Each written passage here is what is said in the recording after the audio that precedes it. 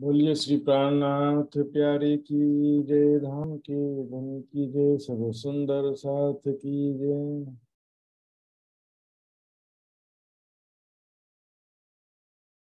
मेरे सुंदर साथ जी, आज हीरा जी पनि धेरै दिन पछि देखाइदिनु भयो। अनि प्रणाम जी बोलिए महाराज जी। प्रधान जी, केनेडाबाट सबै सुन्दर साथीहरू फर्किनु भयो के? छैन महाराज जी, भोलि अरू सुन्दर साथीहरू फर्किनुहुन्छ, हामी चाहिँ हिजो फेरि फर्केको।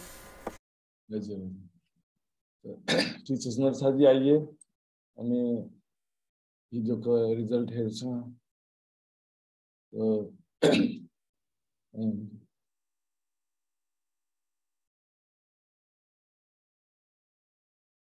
हिजोको रिजल्ट यस्तो छ, धेरै सुन्दर साथ जी पार्टिसिपेट, ज्यादा सुंदर साथ पार्टिसिपेट नहीं किए ऐसा लगता है, इसमें कर पाए हूँ नहीं होंगे यात्रा के कारण। तो इसमें काफी अच्छे रिजल्ट है। वैसे तो एक दो सुंदर साथ का एक एक प्रश्न गलत हो गया है। तो पार्वती सुंदर साथ जी, गीता शंकर जी, नंदू राम जी, सृजना सुंदर साथ जी और अनुजा खड़का जी, ये सुंदर साथ जी ने पूरे अंक प्राप्त किए हैं। और ये नंदू राम जी कौन है? तो नंदू शंकर जी हैं और एक नंदू लगन जी है। तो नंदू राम जी को तीसरे हैं कि इन्हीं में से कोई? नन्दु शङ्कर है महाराज जी। अच्छा, अच्छा। ओके जी। आइए सुंदर साथ जी, अब अभी तक चर्चा शुरू करते हैं। वंदो सतगुरु चरण को, करो सप्रेम प्रणाम।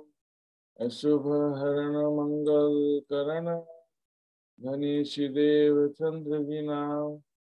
श्री प्राणनाथ मूलपति, श्री महराज सुनाम। तेज कुमरी श्यामा युगल को, पल पल करो प्रणाम, पल पल करो प्रणाम।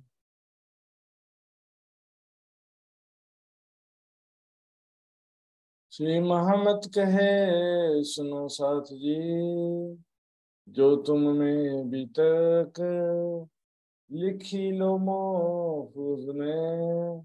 तुम्हारे ताले हक, तुम्हारे ताले हक, रोहिल्ला खान की सराय में।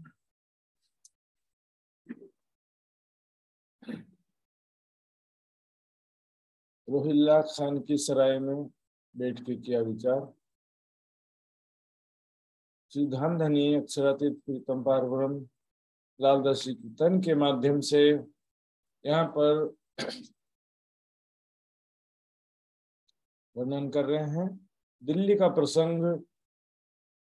किस प्रकार से सुंदर साथ जी, हम देख रहे हैं दो तीन दिन से चर्चा में कि लगातार प्रयास में लगे हुए हैं कि औरंगजेब तक इसी तरह से संदेश पहुंचाया जाए, सत्य ज्ञान का संदेश, वैश्विक शांति एकीकरण का संदेश, वेद कतिब के एकीकरण के ज्ञान का संदेश पहुंचाने का प्रयास कर रहे थे। इसी संदर्भ में हमने देखा मुल्ला कायम को भी रखा था और शेख जी मिर्जी का संवाद लिखवाया था। इसके पश्चात जो है तफसीर हुसैनी भी प्राप्त होती है, वो भी देखा हमने। अब यहाँ पर विचार करते हैं कि आगे क्या करें, कैसे औरंगजेब तक कैसे पहुंचा जाए। तो इतना आसान इजी शख्सियत नहीं था कि जाके मिल ले। तो मिलने के लिए भी इतना आसान नहीं था, हर कोई मिलना भी संभव नहीं था हर किसी के लिए। तो उनके दरबारी हजूरी इनसे कांटेक्ट करने का प्रयास करते हैं। तो रिजवी खान उनका दीवान था औरंगजेब का, उनसे मिलते हैं। 10-20 दिन तक उसके घर पे चक्कर लगाए। शेख निजाम जो कि औरंगजेब का उस्ताद था, गुरु था, उसके घर पर भी चक्कर लगाते रहे। 1 महीना बीत गया। उनसे कह दिया आज तो दुनिया तरफ तमाम, तुम लोग दुनिया के चाहने वाले हो, खुदा की चाहत नहीं है तुम्हारे दिल में। शेख वाजिद नाम का एक फकीर था, उससे भी सुना कि वो थोड़ा बंदगी में रहता है, खुदा की बंदगी में ज्यादा रहता है। तो उसके पास भी 10 बार गए कम से कम कुछ तो बात सुने। लेकिन नरसा जी पर ईमान बोई बिना क्या करे तुमसे, ईमान की खुशबू भी नहीं सुनाई दी। यहाँ पर शेख वाजिद के घर गए, ऐसा जरूर आया है सुंदर साथी, लेकिन शेख वाजिद समर्पित हो गया कि प्राणनाथ जी के चरणों में आ गया, या कैसे, कुछ भी पॉजिटिव रिस्पॉन्स का कोई यहाँ पर प्रमाण नहीं है। सूफी संत जो है उनका सिद्धांत मैंने बताया था, अनल हक कहने में ही ब्रह्म हो का ही सिद्धांत रहता है। वो ब्रह्म को, खुदा को निराकार कण कण में और ज्योति स्वरूप में मानते हैं, सबके अंदर भी मानते हैं, कण कण में तो सबके अंदर भी मान लेते हैं। कुल मिलाकर के हृदय चक्र में ही ध्यान करने का इनका भी सिद्धांत होता है, और परमात्मा को तो निराकार कह देते हैं। फाइनली मोहम्मद साहब का भी भजन गाते हैं कुछ सूफी संत, और कुछ ज्यादातर तो क्या अपने गुरु का ही भजन गाते हैं। ख्वाजा मेरे ख्वाजा, इसका मतलब क्या रहता है कि गुरु का ही, गुरु को ख्वाजा बोलते हैं लोग। इसमें देखने में बड़े आकर्षक प्रतीत होते हैं कि जब गोल गोल घूमते हैं ना, देखेंगे सूफी सॉन्ग में गोल गोल ऐसे घूमते रहते। मैं भी घूमता था पहले, मैं भी एक सूफी सूफी बाबा से मैंने भी दीक्षा लिया था बहुत पहले, निजानंद में आने से पहले। कुछ नहीं रहता, गोल गोल घूमने से थोड़ी कोई दीवाना हो जाता है, पागल हो जाता, चक्कर खाते और गिर, चक्कर आता और गिर जाते, डर से गिर जाते। गोल गोल घूमने जबरन का थोड़ी नेचुरल दीवानगी चाहिए, स्वाभाविक प्यार चाहिए ना इसमें। गोल गोल घूमने से कौन सा प्यार और दीवानगी आ जाएगा। और मान लो मेरे को प्यार आया तो मैं गोल गोल क्यों घूमूंगा, प्यार आने पर कभी कोई गोल गोल घूमता है क्या। लोग क्या है कि दिखावे पर जाते हैं ज्यादातर।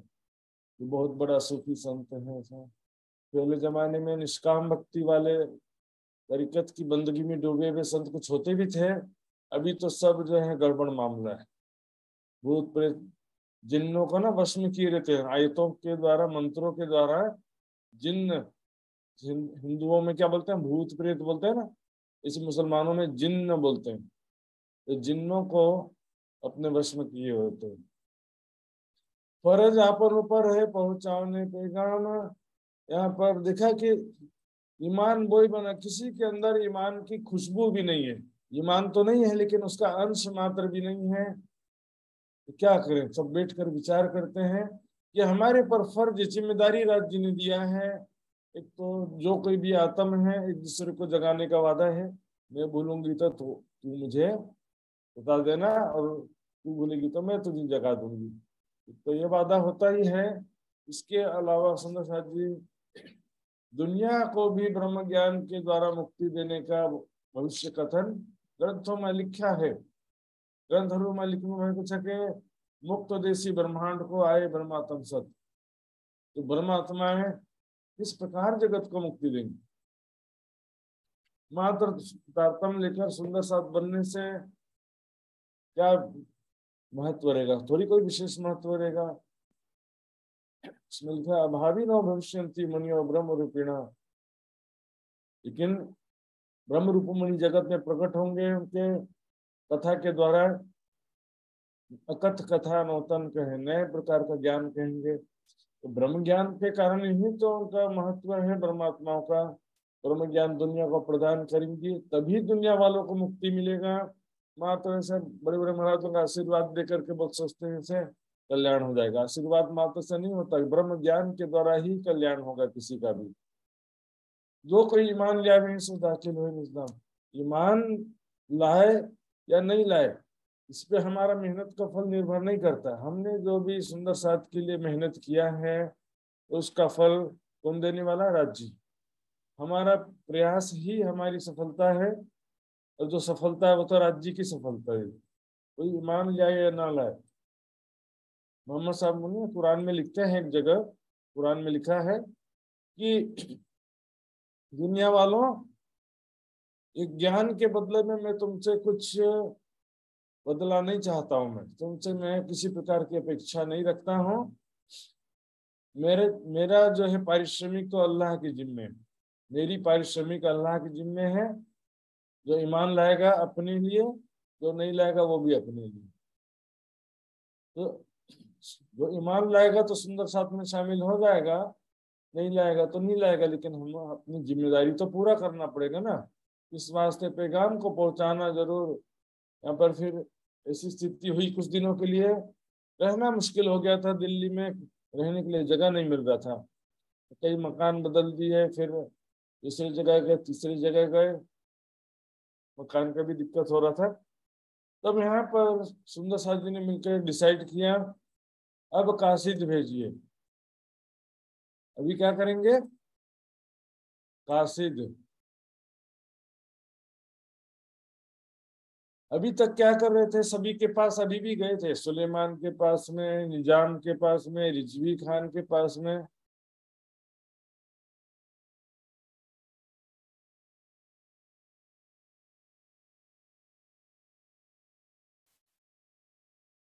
स्क्रीन नहीं दिखाई दे रहा था?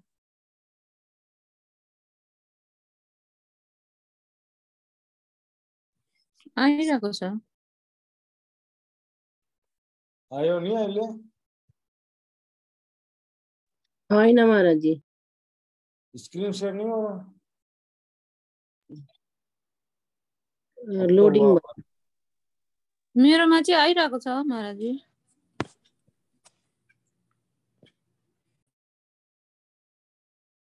हजुर, हो सकता है नेट का स्पीड कम हो।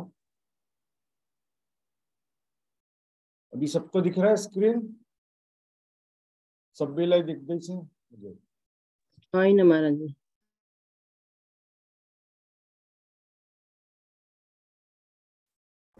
गीता, तिम्रो इन्टरनेट प्रब्लम भएको होला, हामी सबै सुनिरहेछौँ, देखिरहेछौँ। केशवहरूको पनि छैन अरे।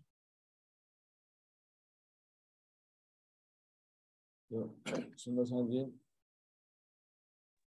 यहाँ पर अब नया टेक्निक यूज करते हैं कि ये सभी दरबारी जो है मुख से तो सामने तो ठीक बात करते हैं, लेकिन सामने कुछ भी स्वीकार नहीं करते हैं।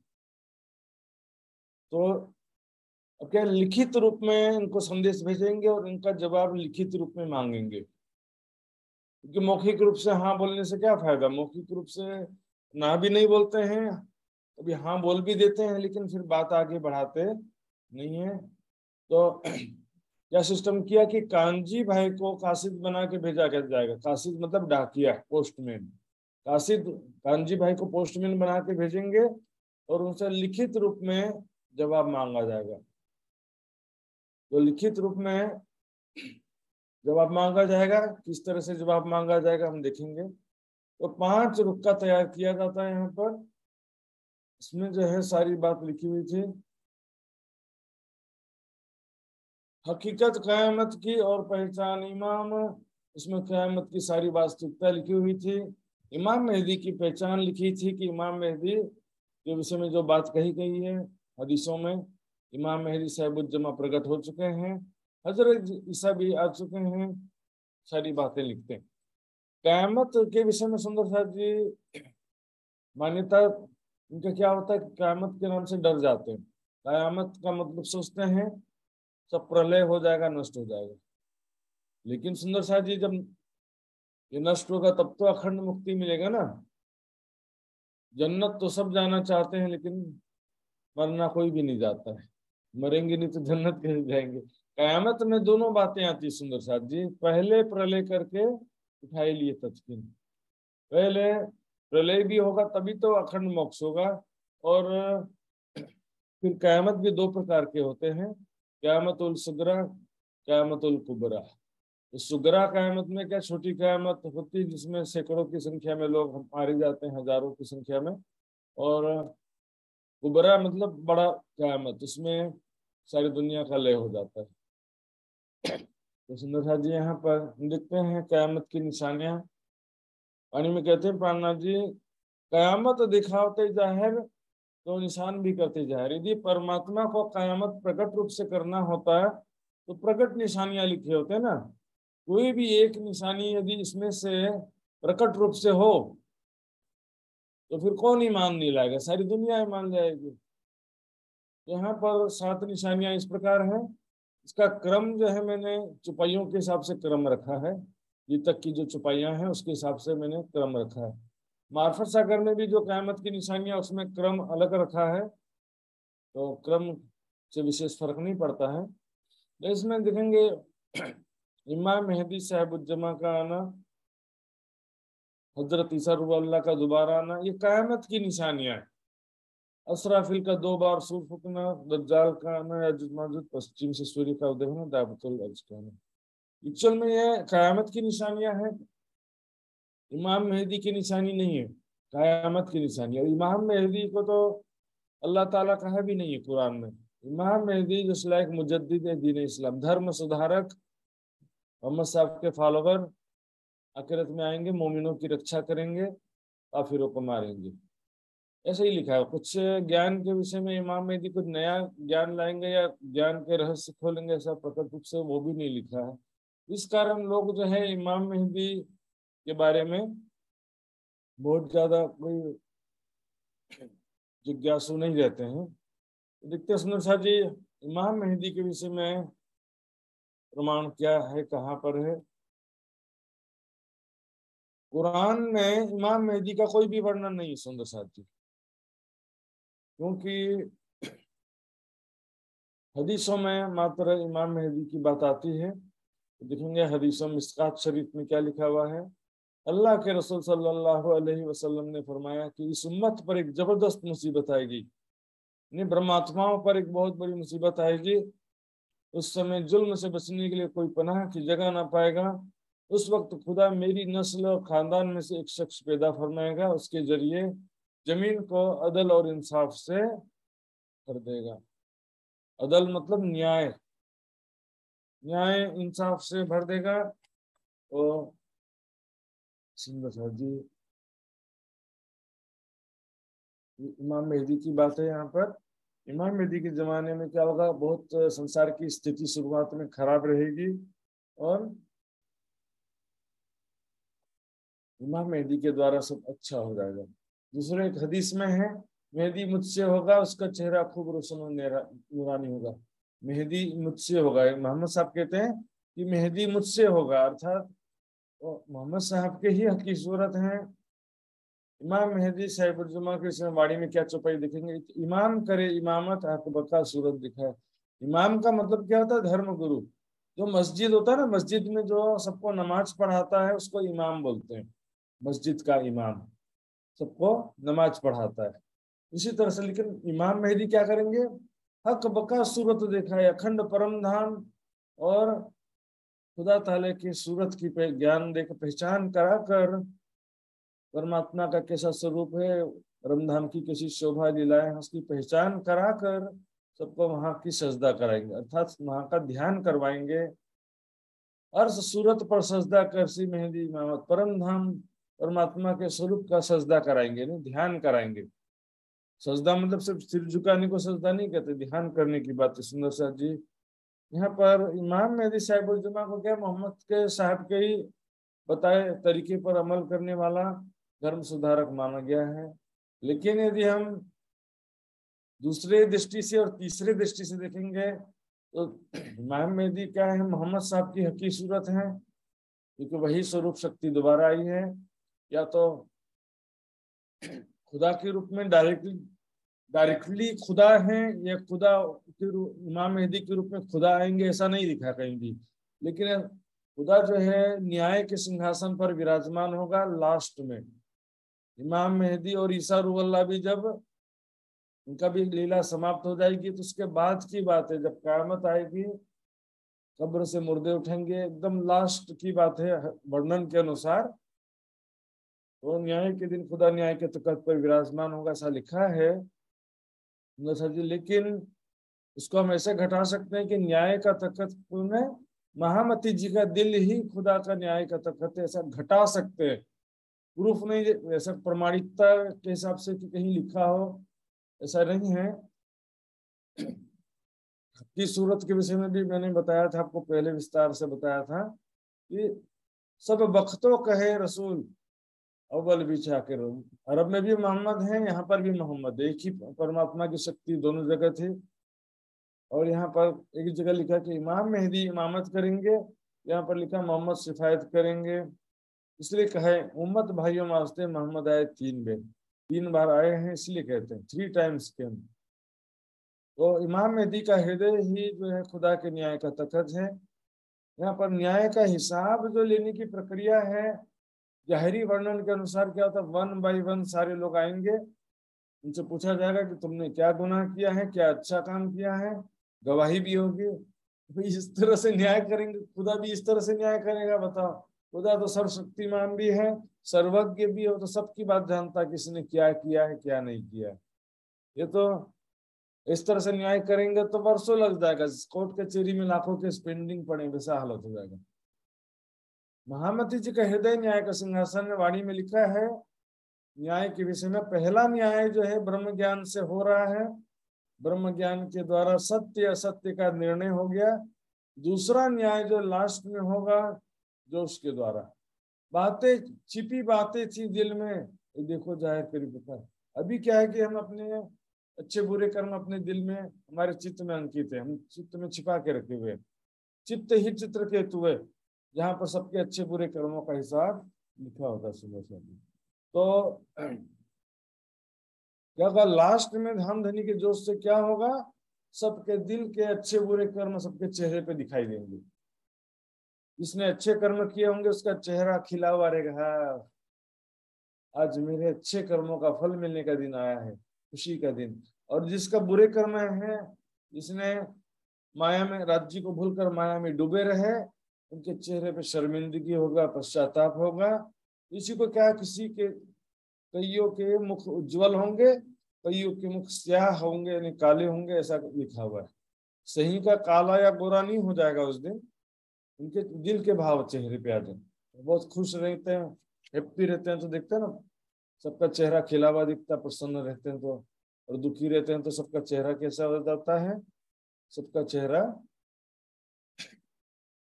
ऐसा हो जाता है, शर्मिंदगी से युक्त चेहरे पर दिल के भाव आ ही जाते हैं। सुंदर साथ जी, तो क़यामत की दूसरी निशानी देखेंगे। इमाम मेहदी के विषय में हदीसों में कुछ प्रमाण है, कुरान में तो एक भी नहीं है। हदीसों में भी बहुत ज्यादा प्रमाण नहीं मिलता है इसका। आइए देखते हैं क़यामत की दूसरी निशानी, हजरत ईसा रूह अल्लाह का दोबारा आना, सेकंड कमिंग ऑफ हजरत ईसा रूह अल्लाह। गूगल में सर्च करेंगे तो आ जाएगा आपका, हजरत ईसा या ईसा मसीह सेम थिंग। जिसे बाइबल में ईसा मसीह कहा गया है, उससे ही सुंदर साहब जी कुरान में हजरत ईसा रूह अल्लाह कहा गया है। तो इसमें थोड़ा फर्क क्या है, देखिए कुरान में और बाइबल में ईसा मसीह के विषय में दोनों जगह बात है। लेकिन बाइबल में क्या लिखा है कि ईसा मसीह जो है उसको क्रूस पे चढ़ा दिया गया, और 3 दिन बाद वो फिर जिंदा हुए, और परमात्मा ने उनको अपने स्वर्ग में उठा लिया, सुप्रीम हेवन में उठा लिया। लेकिन इसी को कुरान में क्या लिखा है कि क्रूस पे चढ़ाने से पहले ही उठा लिया था। क्रूस में तो बाद में चढ़ाया, पहले ही खुदा ने से उसको, जैसे को समान हो ना, सब पकड़ के उठा लेते हैं, उस तरह से खुदा ने सशरीर ईसा मसीह को आकाश में उठा लिया, ऐसा कहना उनका है। तो इस प्रकार क्या होता है कि दोबारा आने की बात दोनों जगह लिखी है, बाइबल में भी ईसा मसीह के दोबारा आने की बात है, और कुरान में भी ईसा मसीह के दोबारा आने की बात है। Second coming of Christ, not second Christ. सुंदर साथी ध्यान देंगे, कुछ सुंदर साथी विद्वान सेकंड क्राइस्ट कहते हैं, लेकिन वाणी और बाइबल और कुरान तीनों जगह में इस बात का पुष्टि होता है कि सेकंड कमिंग है, not second Christ. Second Christ इन्हें दूसरा हो जाता है। हम देखेंगे ईसा मसीह को ही कुरान में हजरत ईसा या हजरत ईसा रूह अल्लाह कहा गया है। तो सबसे पहले कुरान से प्रमाण देखते हैं सुंदर साहब जी। यहाँ पर देखेंगे कुरान के 4 नंबर के सूरह में 157-158 नंबर की आयत में लिखा है, मसीह ईसा बिन मरियम। यहूदी ऐसा सोचते हैं कि हमने ईसा मसीह को कत्ल कर दिया, क्रूस पे चढ़ा दिया, लेकिन वास्तव में उन्होंने कत्ल नहीं किया है, सूली पर भी नहीं चढ़ाया, क्योंकि शक के घेरे में आ गया, डाउट हो गया उनको। ईसा को यकीनन कत्ल नहीं किया, बल्कि उनको अल्लाह ने अपने जानिब उठा लिया। ये कुरान में लिखा है कि इस नंबर की आयत में बाहरफ वैसे का वैसा शब्द मैंने यहाँ पर लिखा है। तो उठाया ईसा को खुदा ने और महले करामात पर ले गया। देखिए ये कुरान का, मैं डायरेक्ट कुरान की आयत लिखा था और ये है तफसीर हुसैनी में इसी आयत का व्याख्या। तफसीर हुसैनी में क्या लिखा? उठाया ईसा को खुदा ने और महले करामात पर ले गया। ईसा मसीह को खुदा ने उठा करके अपने महल में ले गए और खुदा तो गालिब है, सर्वशक्तिमान है, जैसा चाहे कर सकता है। अब उनके पुनः आगमन के विषय में देखेंगे, कुरान में लिखा है सूरह अज़-ज़ुख़रूफ़ में, जब ईसा इब्ने मरियम की मिसाल बयान की गई तो यह कहा तुम्हारी कौम खुशी के मारे चिल्लाने लगी। बेशक वह ईसा बिन मरियम, ईसा इब्ने मरियम कयामत की एक निशानी है, तुम हरगिज़ उसमें शक ना करो। सुंदर साथ जी, ईसा बिन मरियम या इब्ने मरियम का मतलब क्या होता है? मरियम का बेटा। तो मरियम का बेटा ये लिखा है, इससे ये निश्चित होता है कि ये यहाँ, क्योंकि सिर्फ ईसा लिख दो तो क्या कह सकते थे कि भाई हाँ उसकी बात नहीं है, इसकी बात है, ईसा मसीह को कुरान से न बोल सकते थे। लेकिन यहाँ पर स्पष्ट रूप से लिखा हुआ इब्ने मरियम, यानी मरियम का बेटा ईसा। इससे स्पष्ट है कि यह ईसा मसीह की ही बात चल रही है। कयामत की एक निशानी है, अर्थात कयामत के समय वो प्रकट होंगे।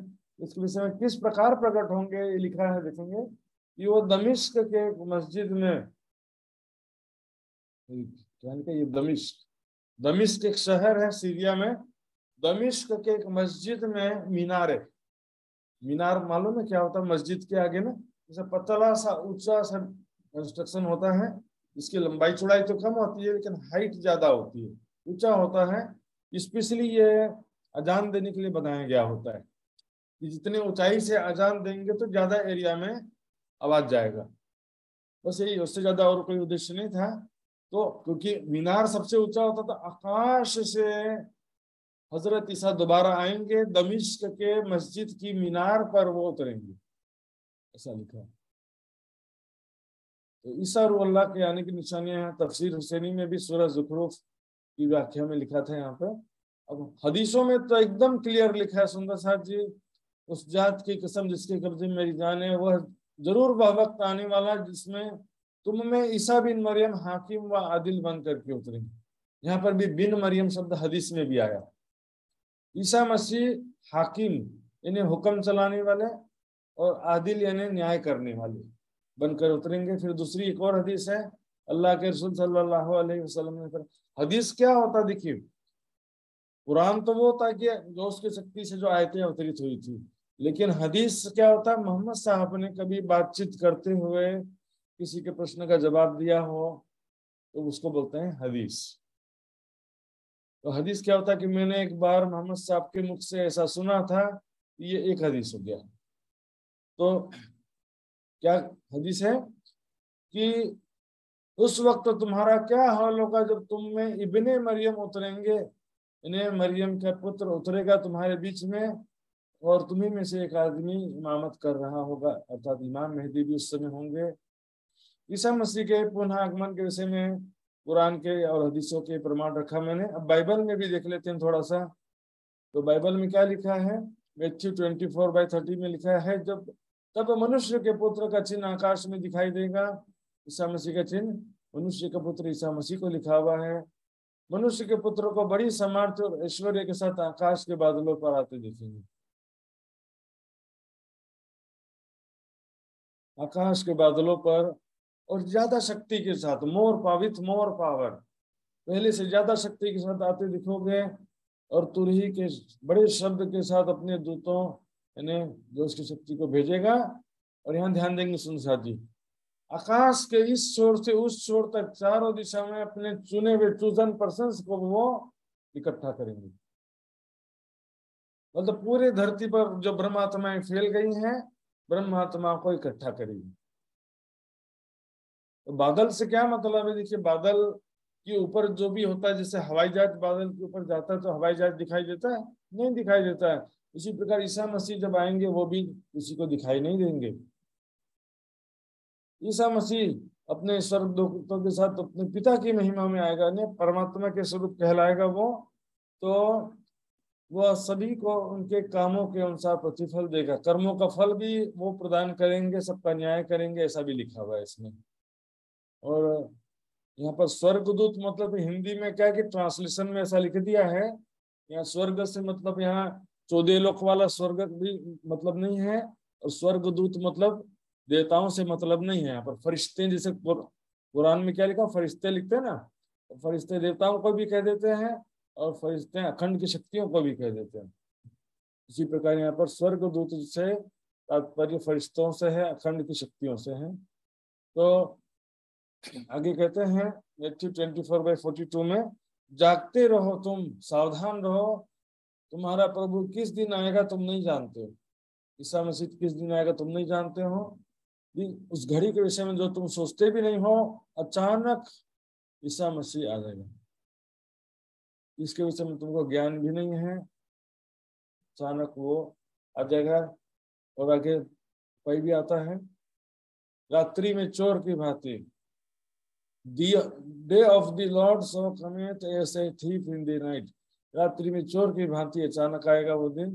यहाँ देखेंगे सुंदर साथ जी, जगत के अंतिम समय ईसा मसीह आएंगे, वे चुने हुओं को अन्य जीवों से अलग करेंगे। यहाँ पर क्या लिखा है, जैसा चरवाहा भेड़ों को बकरियों से अलग कर देता, वैसे ही वह उन्हें एक दूसरे से अलग करेगा। जैसे कि ना भेड़ और बकरी का क्या बॉडी शेप लगभग एक जैसा रहता है, तो इसमें क्या होता है कि दूर से देखने से पता नहीं चलता कौन भेड़ है कौन बकरी है। बकरियों के 100 बकरियों के बीच में 4 भेड़ें घुस जाएंगी तो थोड़ा सा दिक्कत तो होता है ना।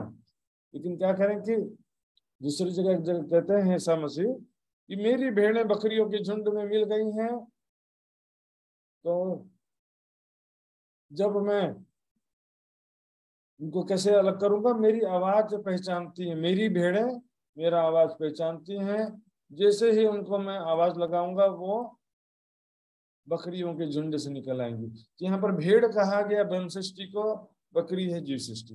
जीव सृष्टि के झुंड में ब्रह्म सृष्टि मिल गई है, तो ये ब्रह्मवाणी सुन करके ब्रह्मात्माएं बकरियों यानी जीव सृष्टि के झुंड से बाहर निकल आएंगी।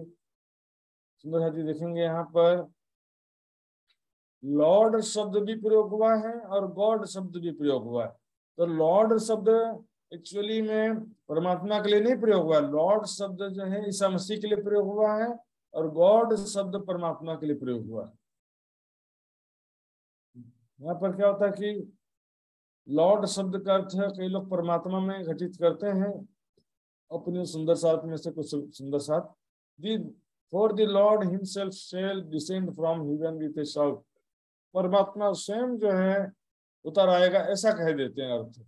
लेकिन यहाँ पर लॉर्ड शब्द प्रयोग हुआ है, गॉड शब्द भी प्रयोग हुआ है। तो गॉड शब्द का अर्थ क्या है, परमेश्वर।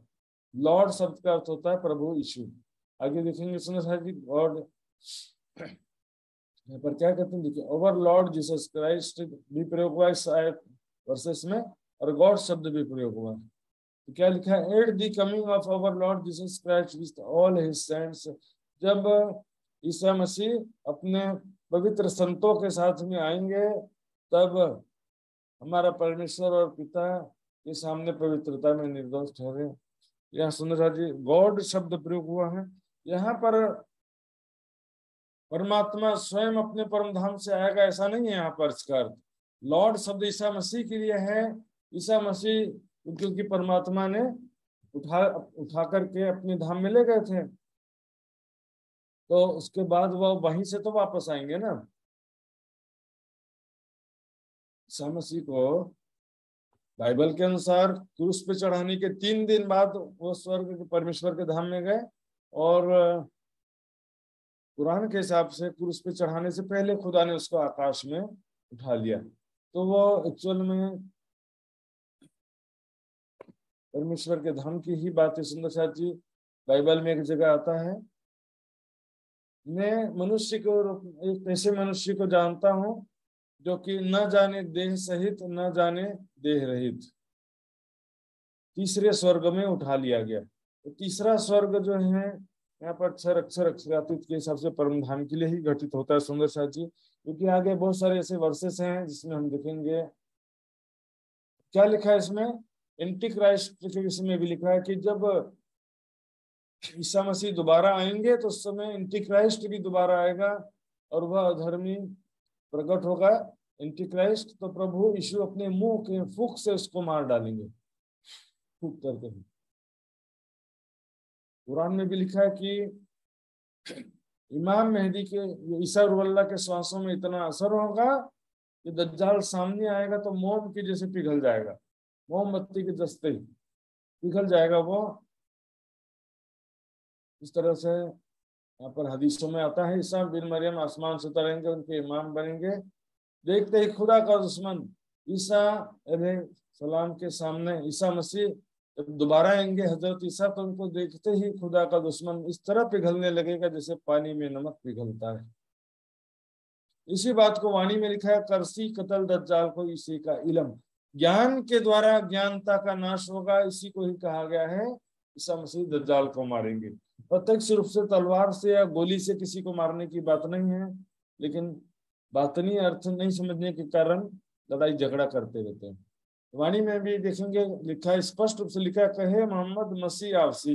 मोहम्मद साहब ने हदीसों में क्या लिखा है, ईसा मसीह बिन मरियम आएंगे, मोहम्मद के ईसा आवसी और मोहम्मद मेहदी इमाम। ईसा मसीह के जो आने की बातें सुंदर साथ जी, दूसरा ईसा आने की बात नहीं है, not second Christ, it's second coming of Christ. सुंदर साथ जी, सेकंड कमिंग ऑफ क्राइस्ट की बात है।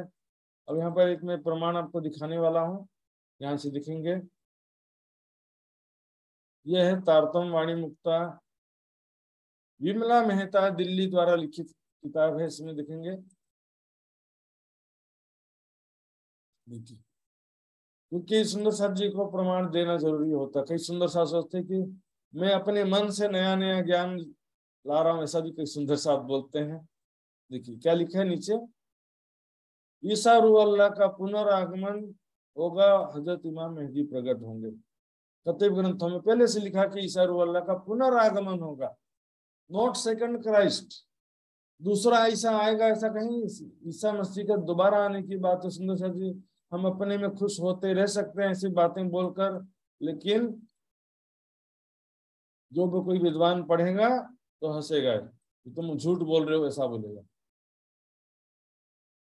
यहाँ पर भी विमला मेहता जी ने लिखा है, ईसा अल्लाह उसी कहे किताब फिरंगान, ईसा रूह अल्लाह पुनः आएंगे ऐसा बाइबल कहती है। पुनः आएंगे फिर उनसे दूसरो ईसा होना, दूसरा ईसा आने को कहीं लिखा नहीं है। सुंदर साथ, सुंदर साथ क्या सुना सुनाया बातें करेंगे तो कोई फायदा थोड़ी है। सुंदर साथ जी, समाज में सत्य सिद्ध करना पड़ता है। और कई सुंदर साथ बोलते हैं ना, कुरान में लिखा है अल्लाह ताला आएगा इमाम मेहदी के रूप में, कहाँ लिखा है रे भैया, कहीं लिखे नहीं। इमाम मेहदी ईसा रूह अल्लाह आएंगे लिखा है, लेकिन अल्लाह ताला के जो न्याय के समय दर्शन होने की बात है वो तो लास्ट की बात है। इमाम मेहदी अल्लाह ताला है ऐसा कहीं नहीं लिखा है कुरान में, लेकिन इसको हम बातिनी रूप से घटा सकते हैं, प्रूफ नहीं कर सकते कि खुदा का न्याय का तखत महामती का दिल ही है, ऐसा हम कर सकते हैं। ध्यान देंगे सुन साहब जी, वाणी में भी पुष्टि है इस बात का कि ईसा अल्लाह आपसे कही किताब फिरंगान किन्नी भी सजो यहाँ पे खोल देसी नसरान, कि ईसा मसीह जब दोबारा आएंगे तो बहिश्त यानी परमेश्वर के राज्य की चाबी उनके हाथ में रहेगी, अर्थात परमेश्वर के राज्य का सारा अधिकार ईसा मसीह के हाथ में होगा, ऐसा बाइबल में भी लिखा है। तो वाणी में भी पुष्टि होता है, खोल देसी नसरान, ईसाइयों के लिए वो खोल देंगे। ईसाई कौन है, तो जाहिरी ईसाइयों की बात नहीं है, ईसा मसीह को जो मानता है उसको ईसाई कहते हैं ना, लेकिन जो ईसा मसीह को जानता ही नहीं है तो मानता कैसा है। ईसा मसीह की पहचान ही नहीं है तो फिर जानने की बात नहीं, जानते ही नहीं तो मानेंगे कैसे। यहाँ पर असल में देखा जाए तो सच्चा हिंदू हम हैं, सच्चे मुसलमान हम हैं, सच्चे ईसाई भी हम हैं, सच्चे सिख भी हम हैं, लेकिन जाहिरी लोगों के हिसाब से ना, जाहिरी हिंदू के हिसाब से हम हिंदू भी नहीं हैं, जाहिरी मुसलमान के हिसाब से हम मुसलमान भी नहीं हैं, जाहिरी ईसाइयों के हिसाब से ईसाई भी नहीं है। बातिनी रूप से देखेंगे तो मूसा पैगंबर के विषय में भी लिखा है, जो जहूद के मूसा बड़ा हो या कि यहाँ छोटे से कोई, ये मूसा पैगंबर ही आखिरत में सबको मुक्ति देंगे। अंजील के ही सब बुजुर्ग आए की करसी है, बाइबल कहती है कि ईसा मसीह सबसे श्रेष्ठ है, वही सबको जिसको चाहेंगे परमेश्वर के राज्य में प्रवेश मिलेगा। ज्योतिष के विजयाभिनंद आय के करसी निकंद। हिंदू धर्म ग्रंथ कहते हैं कि बुद्ध निष्कलंक स्वरूप प्रकट होंगे, वही सबको मुक्ति देंगे। यो उर्जे सब नाम जुदे धर रब आलम का आया आखिर, अपनी अपनी में समझे सब जुदा न रहे कोई, अपनी अपनी में समझेंगे। हिंदू के हिसाब से बुद्ध निष्कलंक है, मुसलमानों के हिसाब से इमाम मेहदी या मोहम्मद साहब, ईसाइयों के हिसाब से second coming of Christ, Isa Masih का पुनः आना। यहूदियों के हिसाब से ये भी नहीं रहेगा, यहूदियों के हिसाब से सेकंड कमिंग ऑफ मूसा हो जाएगा।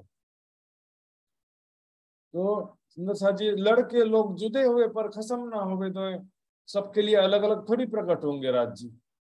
परमात्मा सबका एक है, एक ही आखिरत में जो प्रकटने वाले एक ही स्वरूप का अलग अलग नाम लिखा हुआ है। तो यहाँ पर रब आलम करना ठहरे जो सिर पटके, कोई सिर पटक पटक करके भी जिद करे तो भी संभव नहीं है कि सबका परमात्मा अलग अलग हो जाए। और यहाँ पर प्रकटने वाला स्वरूप भी सब एक है। यहूदियों के लिए मूसा है, ईसाइयों के लिए ईसा मसीह है, मोहम्मद की, मुसलमानों के लिए मोहम्मद की हकी सूरत है। और ध्यान देंगे यहाँ पर जो फिरके कहते हैं, मूसा के 71 फिरके होंगे, एक नारी होगा, सॉरी एक नाजी फिरका होगा और 70 नारी होंगे। ईसा मसीह के 72 फिरके होंगे, एक नाजी होगा, 71 नारी फिरके होंगे। और मोहम्मद के 73 फिरके कहे गए हैं, तो 73वां फिरका नाजी है, एक फिरका, बाकी 72 फिरके नारी। तो नारी जलसी आग में, नाजी हिदायत शक्ति। तो मूसा का 71वां फिरका, ईसा मसीह का 72वां फिरका, मोहम्मद का 73वां फिरका, तीनों जो है ब्रह्म सृष्टि को कहा गया। हम ही ईसा मसीह के 72वें फिरके हम हैं, मोहम्मद क्योंकि 73वां जो नाजी फिरका ब्रह्म सृष्टि, नाजी किसे कहते हैं? ब्रह्म सृष्टि को कहते हैं। और यहाँ पर एक बात और सुंदर सर जी, बाइबल में और भी ज्यादा वर्सेस में जब हम जाएंगे, कुरान में देखेंगे, तो ईसा मसीह को एक्चुअल में वहां पर श्यामा जी के रूप में दर्शाया गया है। श्यामा जी की आत्मा आई थी कि नहीं आई थी पता नहीं, लेकिन श्यामा जी के रूप में शो किया गया। बहुत सारी बातें देखेंगे कुरान में भी ईसा मसीह को क्या लिखा है, ईसा रूह अल्लाह लिखा हुआ है। इसके विषय में प्रमाण देखते हैं। ये देखिए सुंदर साहब जी, यहाँ पर यह कंजुल ईमान कुरान है, इसमें देखेंगे लिखा है मसीह ईसा मरियम का बेटा अल्लाह का रसूल है। उसका एक कलिमा है कि मरियम की तरफ भेजा गया है, और उसके यहाँ की एक रूह है ना। ईसा मसीह क्या है? मरियम का बेटा ईसा मसीह अल्लाह का रसूल है, उसका एक कलमा है और उसकी यहाँ की एक रूह है, ऐसा लिखा हुआ है यहाँ पे। सुंदर साहब जी, तफसीर हुसैनी में इसी के अनुवाद में क्या लिखा हुआ देखते हैं सुंदर साहब जी। तफसीर हुसैनी में इसके अनुवाद में काफी अच्छा लिखा हुआ है, ये देखिए तफसीर हुसैनी का मालूमाती है, ये क्या लिखा देखिए।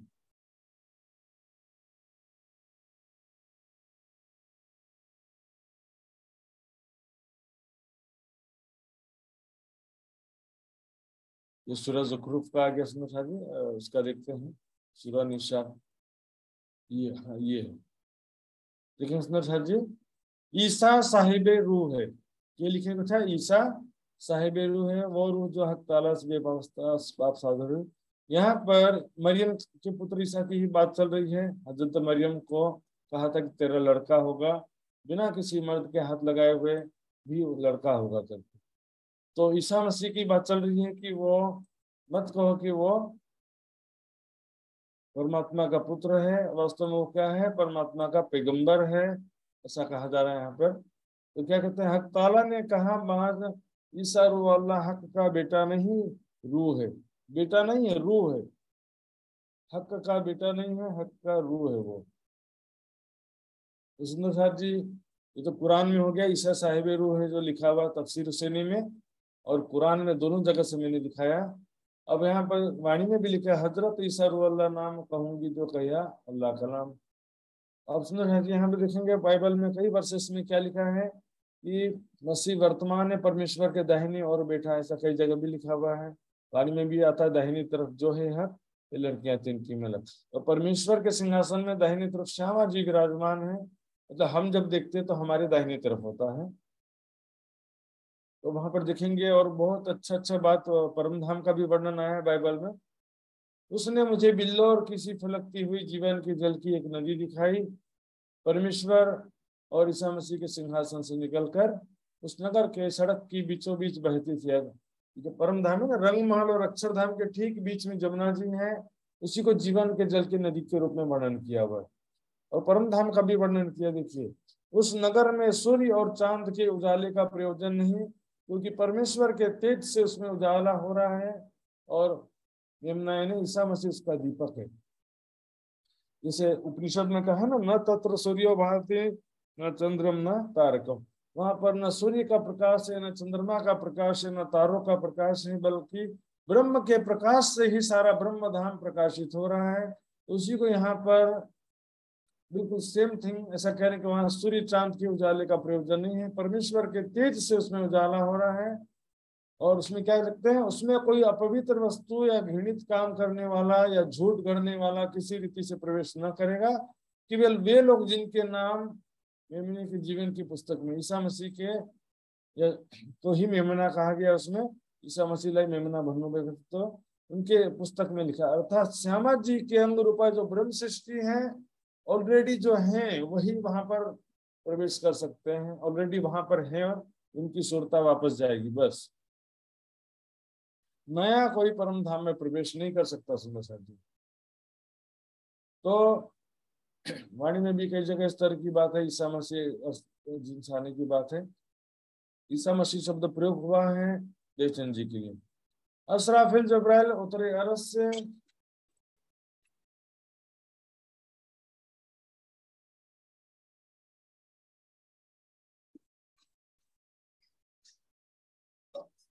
कयामत की तीसरी निशानी है अशराफिल। और जब्राइल जो सुंदर साहब जी, कयामत की 7 बड़ी निशानियों में जब्राइल को नहीं गिना गया है। कयामत की 7 बड़ी निशानियों में जब्राइल को नहीं गिना गया है, क्योंकि जब्राइल जो है पहले भी आता रहा है ना, तो फर्स्ट टाइम आया ऐसा नहीं है। लेकिन जब्राइल के विषय में एक निशानी आती है कि एक दिन सुबह जो है लोग उठेंगे और कुरान खोलेंगे तो देखेंगे कुरान से हर्फ सारे गायब हो गए, कुरान के शब्द गायब हो जाएंगे। तो ये क्या लिखा है कि जिब्रील जो है कुरान के सारे हर्फ चाट जाएगा। वाणी में छुपाई भी आता है, मैंने मुल्ला या ब्राह्मण करते जो उल्टाए, सोई हर्फ जब्राइल गया सब चटाए। क्योंकि देखिए, जोश की शक्ति से वाणी अवतरित भी हुई है, तो जोश की शक्ति इसको गायब भी तो कर सकती है ना, मतलब शब्द गायब नहीं करेगी, शब्दों में जो ज्ञान है वो ज्ञान शक्ति चली जाएगी वहां से। क्योंकि यदि देखिए क्या लिखा है कि नूरी झंडा और कुरान जब्राइल ले गया अपने मकान। नूरी झंडा और कुरान, जिब्रील जो है अरब से लेकर के इमाम मेहदी के अंदर आ गया, कुरान और नूरी झंडा। फिर तो दुनिया की बरकत और फकीरों की शफकत, नूरी झंडा और कुरान जब्राइल ले गया अपने मकान। क्या मतलब है, जोश की शक्ति जो है वो फकीरों की शफकत, यानी आखिर मेहरबान प्राणनाथ जी की कृपा, इमाम मेहदी की कृपा जो है, या मोहम्मद की कृपा, जिब्रील कैसे ले जा सकता है? यदि वो छोटी शक्ति मानेंगे तो नहीं ले जा सकता, लेकिन जोश आवेश से एक ही कहेंगे तभी पॉसिबल है कि उसी शक्ति से वाणी अवतरित हुई है। वही शक्ति मोहम्मद साहब या प्राणनाथ जी के अंदर है, तो वो शक्ति जो है ऐसा कर सकती है कि कुरान या वकीलों की शफकत यानी प्राणनाथ जी की कृपा को तो प्राणनाथ जी ले जा सकते हैं ना, जिब्रील कैसे ले जाएगा? प्राणनाथ जी की कृपा यदि अलग अलग माने और जिब्रील को छोटा माने तो जिब्रील नहीं ले जा सकता। यदि जो साहब से ही है मानेंगे तब तो वो ले जा सकता है, क्योंकि प्राणनाथ जी की कृपा प्राणनाथ जी ही ले जा सकते हैं। इस संसार में परमात्मा का स्वरूप जो सावेश ही है। तो तीसरी निशानी देखते हैं असराफिल का, 2 बार सुर फूकना, 2 बार सुर फूकेगा वो। पहली बार जब सुर फूकेगा तो क्या होगा, सारी दुनिया बेहोश हो जाएगी और बड़े बड़े पहाड़ भी टुकड़े टुकड़े होकर रुई के समान हवा में उड़ेंगे। और दूसरी बार सुर फूकने में क्या होगा, कब्र से मुर्दे उठ खड़े होंगे। सुंदर साथ जी, पहले सुर फूकने में कब्र से मुर्दे उठने का प्रसंग नहीं है सुंदर साथ जी, दूसरे सुर फूकने में है। तो देखते हैं हदीस में क्या लिखा है। हदीस में लिखा है, फिर सुर फूका जाएगा जिससे सुनकर सब इंसान बेहोश हो जाएंगे। जो कोई भी उसे सुनेगा एक तरफ गर्दन झुका देगा, दूसरी तरफ को उठा देगा, ऐसे गर्दन टेढ़ा हो जाएगा उसका, और सब लोग बेहोश हो जाएंगे। फिर खुदा एक बारिश भेजेगा और उसके बाद दोबारा सुर फूका जाएगा, फिर दोबारा सुर फूका जाएगा तो कब्र से मुर्दे उठ खड़े होंगे। तो वाणी में भी छुपाई ऐसा, एक सुरे दुनी फना करी दूजे सुरे कायम उठाए। तो पहला सुर तो अभी फूका जा चुका है सुंदर साथ जी। पहला सुर क्या है, जागृत बुद्धि के द्वारा ब्रह्म ज्ञान का अवतरण। तो जागृत बुद्धि रूपी पहला सुर क्या है, पहला सुर भी जागृत बुद्धि है, दूसरा सुर भी जागृत बुद्धि है। लेकिन पहले सुर में क्या होता है कि मात्र ब्रह्मात्माओं को जागृत बुद्धि प्राप्त हुई है, जिससे कि सारे धर्म ग्रंथों के रहस्य प्रकट हो रहे हैं, कुरान का स्पष्टीकरण हो रहा है। दूसरा सुर का मतलब है सारी दुनिया को जागृत बुद्धि मिलना। तो दुनिया जो है, पहले सुर में क्या होगा, दुनिया बेहोश हो जाएगी, सारी दुनिया भी बेहोश हो गई है ना, किसी को परमात्मा की कोई तड़प नहीं है, कोई जिज्ञासा नहीं है, पुकार पुकार करके थक जाते हैं लेकिन कोई सुनता ही नहीं, समझता नहीं है। तो और बड़े बड़े पहाड़ चूर चूर होने का क्या मतलब है, बड़े बड़े धर्माचार्य गादी का अहंकार चूर चूर हो जाएगा, अहंकार चूर हो जाएगा। शास्त्रार्थ में, ज्ञान वार्ता में सभी परास्त होंगे। हरिद्वार में भी देखा हमने, जहां भी है रामनाथ जी के प्रश्नों का कोई भी जवाब नहीं दे पाया।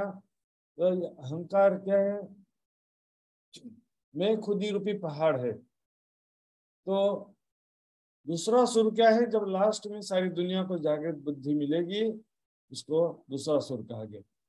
जाहिरी वर्णन के हिसाब से क्या है कि ऐसे पीठ कुबड़ी करके रणसिंगा ऐसे मुख में रेडी पोजीशन में खड़ा है, जैसे ही खुदा का आदेश होगा सुर फूक देगा, और सुर फूक देगा तो सारी दुनिया बेहोश हो जाएगी पहले सुर में, और दूसरे सुर में खड़ी हो जाएगी। तो कोई सही में कोई फरिश्ता नहीं है, सही में कोई ऐसा रणसिंगा लेके नहीं खड़ा है। जागृत बुद्धि प्राप्त होने को ही, जागृत बुद्धि किसे कहा गया, अशराफिल को।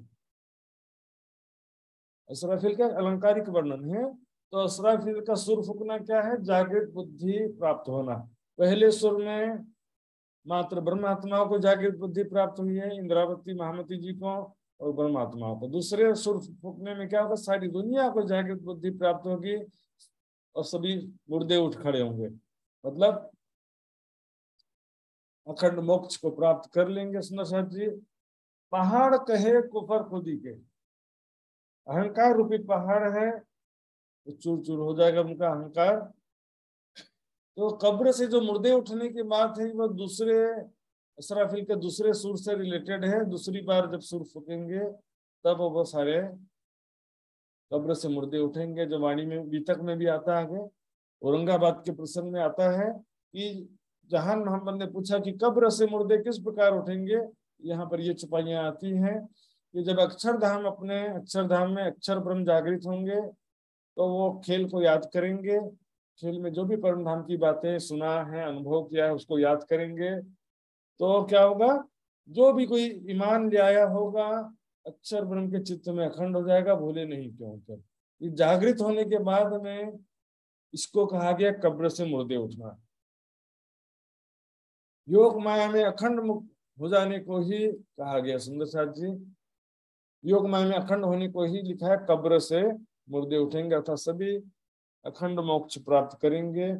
अभी इसको जो है यहाँ पर जो है वैसे लिखा तो नहीं है, पर यहाँ पर भी घटा सकते हैं, लेकिन अभी केवल ब्रह्म आत्माएं ही जागृत हो रही हैं, जीव सृष्टि वास्तव में अभी जागृत नहीं हो पा रहे हैं। तो पहला सुर है ब्रह्म आत्माओं को जागृत बुद्धि प्राप्त होना, दूसरा सुर है सारी दुनिया को जागृत बुद्धि प्राप्त होना। चौथी निशानी है काना दज्जाल। काना का मतलब होता है नॉट टोटली ब्लाइंड, एक आंख फूटा हो, एक आंख से अंधा होना को काना कहते हैं। वो गधे पर सवार होके आएगा। गधा कितना बड़ा है, तो उसके 7 समुद्र का पानी मात्र उसकी कमर तक आएगा, इतना बड़ा गधा है। ये विराट पुरुष है सुंदर साथ जी। जैसे हम मृत्यु लोक में है ना, तो नीचे 7 पाताल लोक है, उसको कह रहे हैं 7 समुद्र का पानी कमर तक आएगा।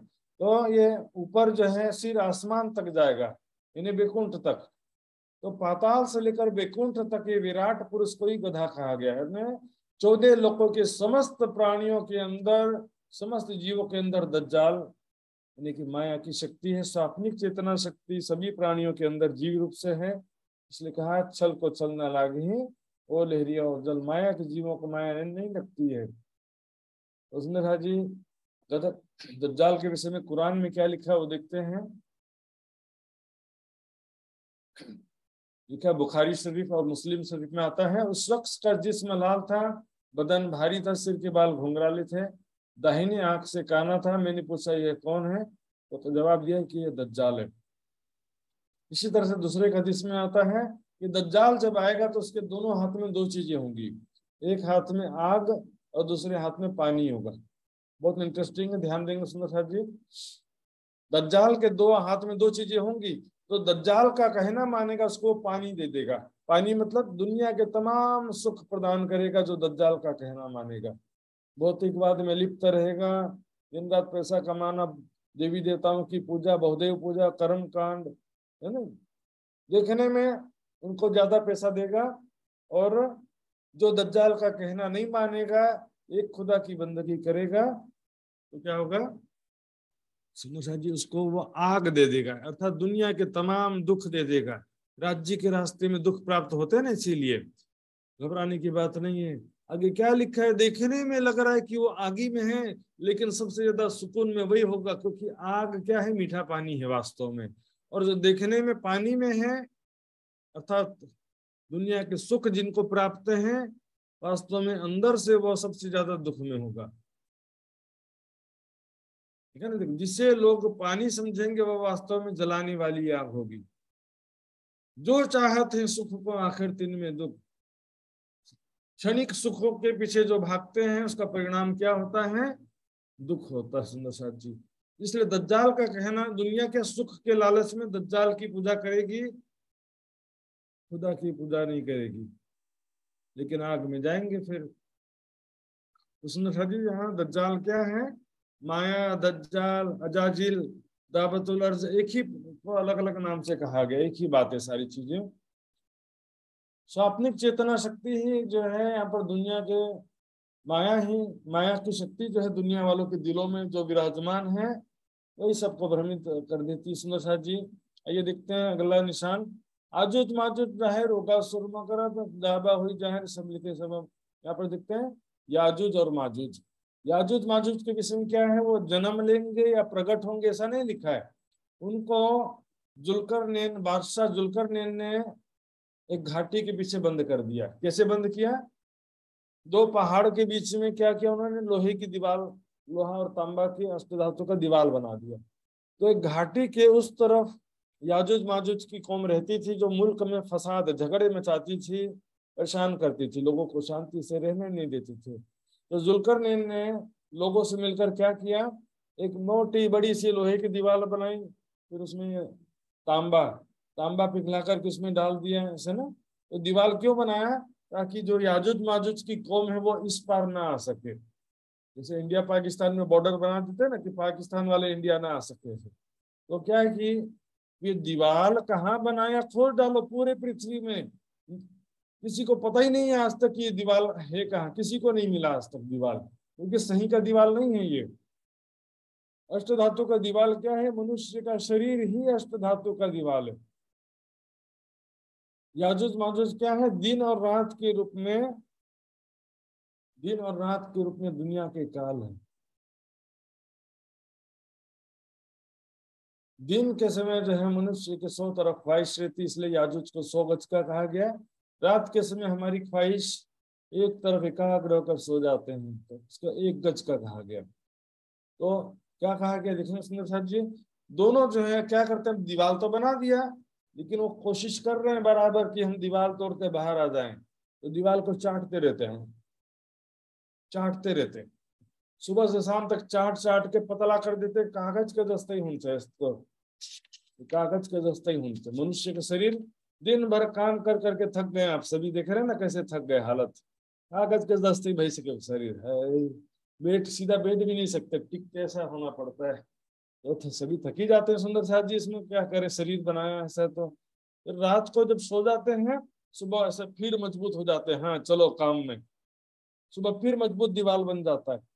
यहाँ क्या लिखा है कि याजूज माजूज शाम को जब कागज की जैसी दीवार होती है तो क्या कहते हैं, बाकी दीवार कल चाट लेंगे, लेकिन इंशाअल्लाह ताला कहना भूल जाते हैं। तो क्या होता है, अगले दिन सुबह दीवार पहले की जैसी मजबूत हो जाती है।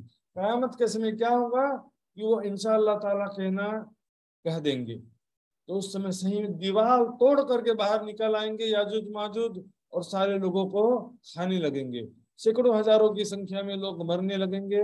आज हम देखते हैं कहीं बीमारी से, कहीं भूकंप से, कहीं बाढ़ से, कहीं युद्ध में लोग सैकड़ों हजारों की संख्या में मारे जाते हैं।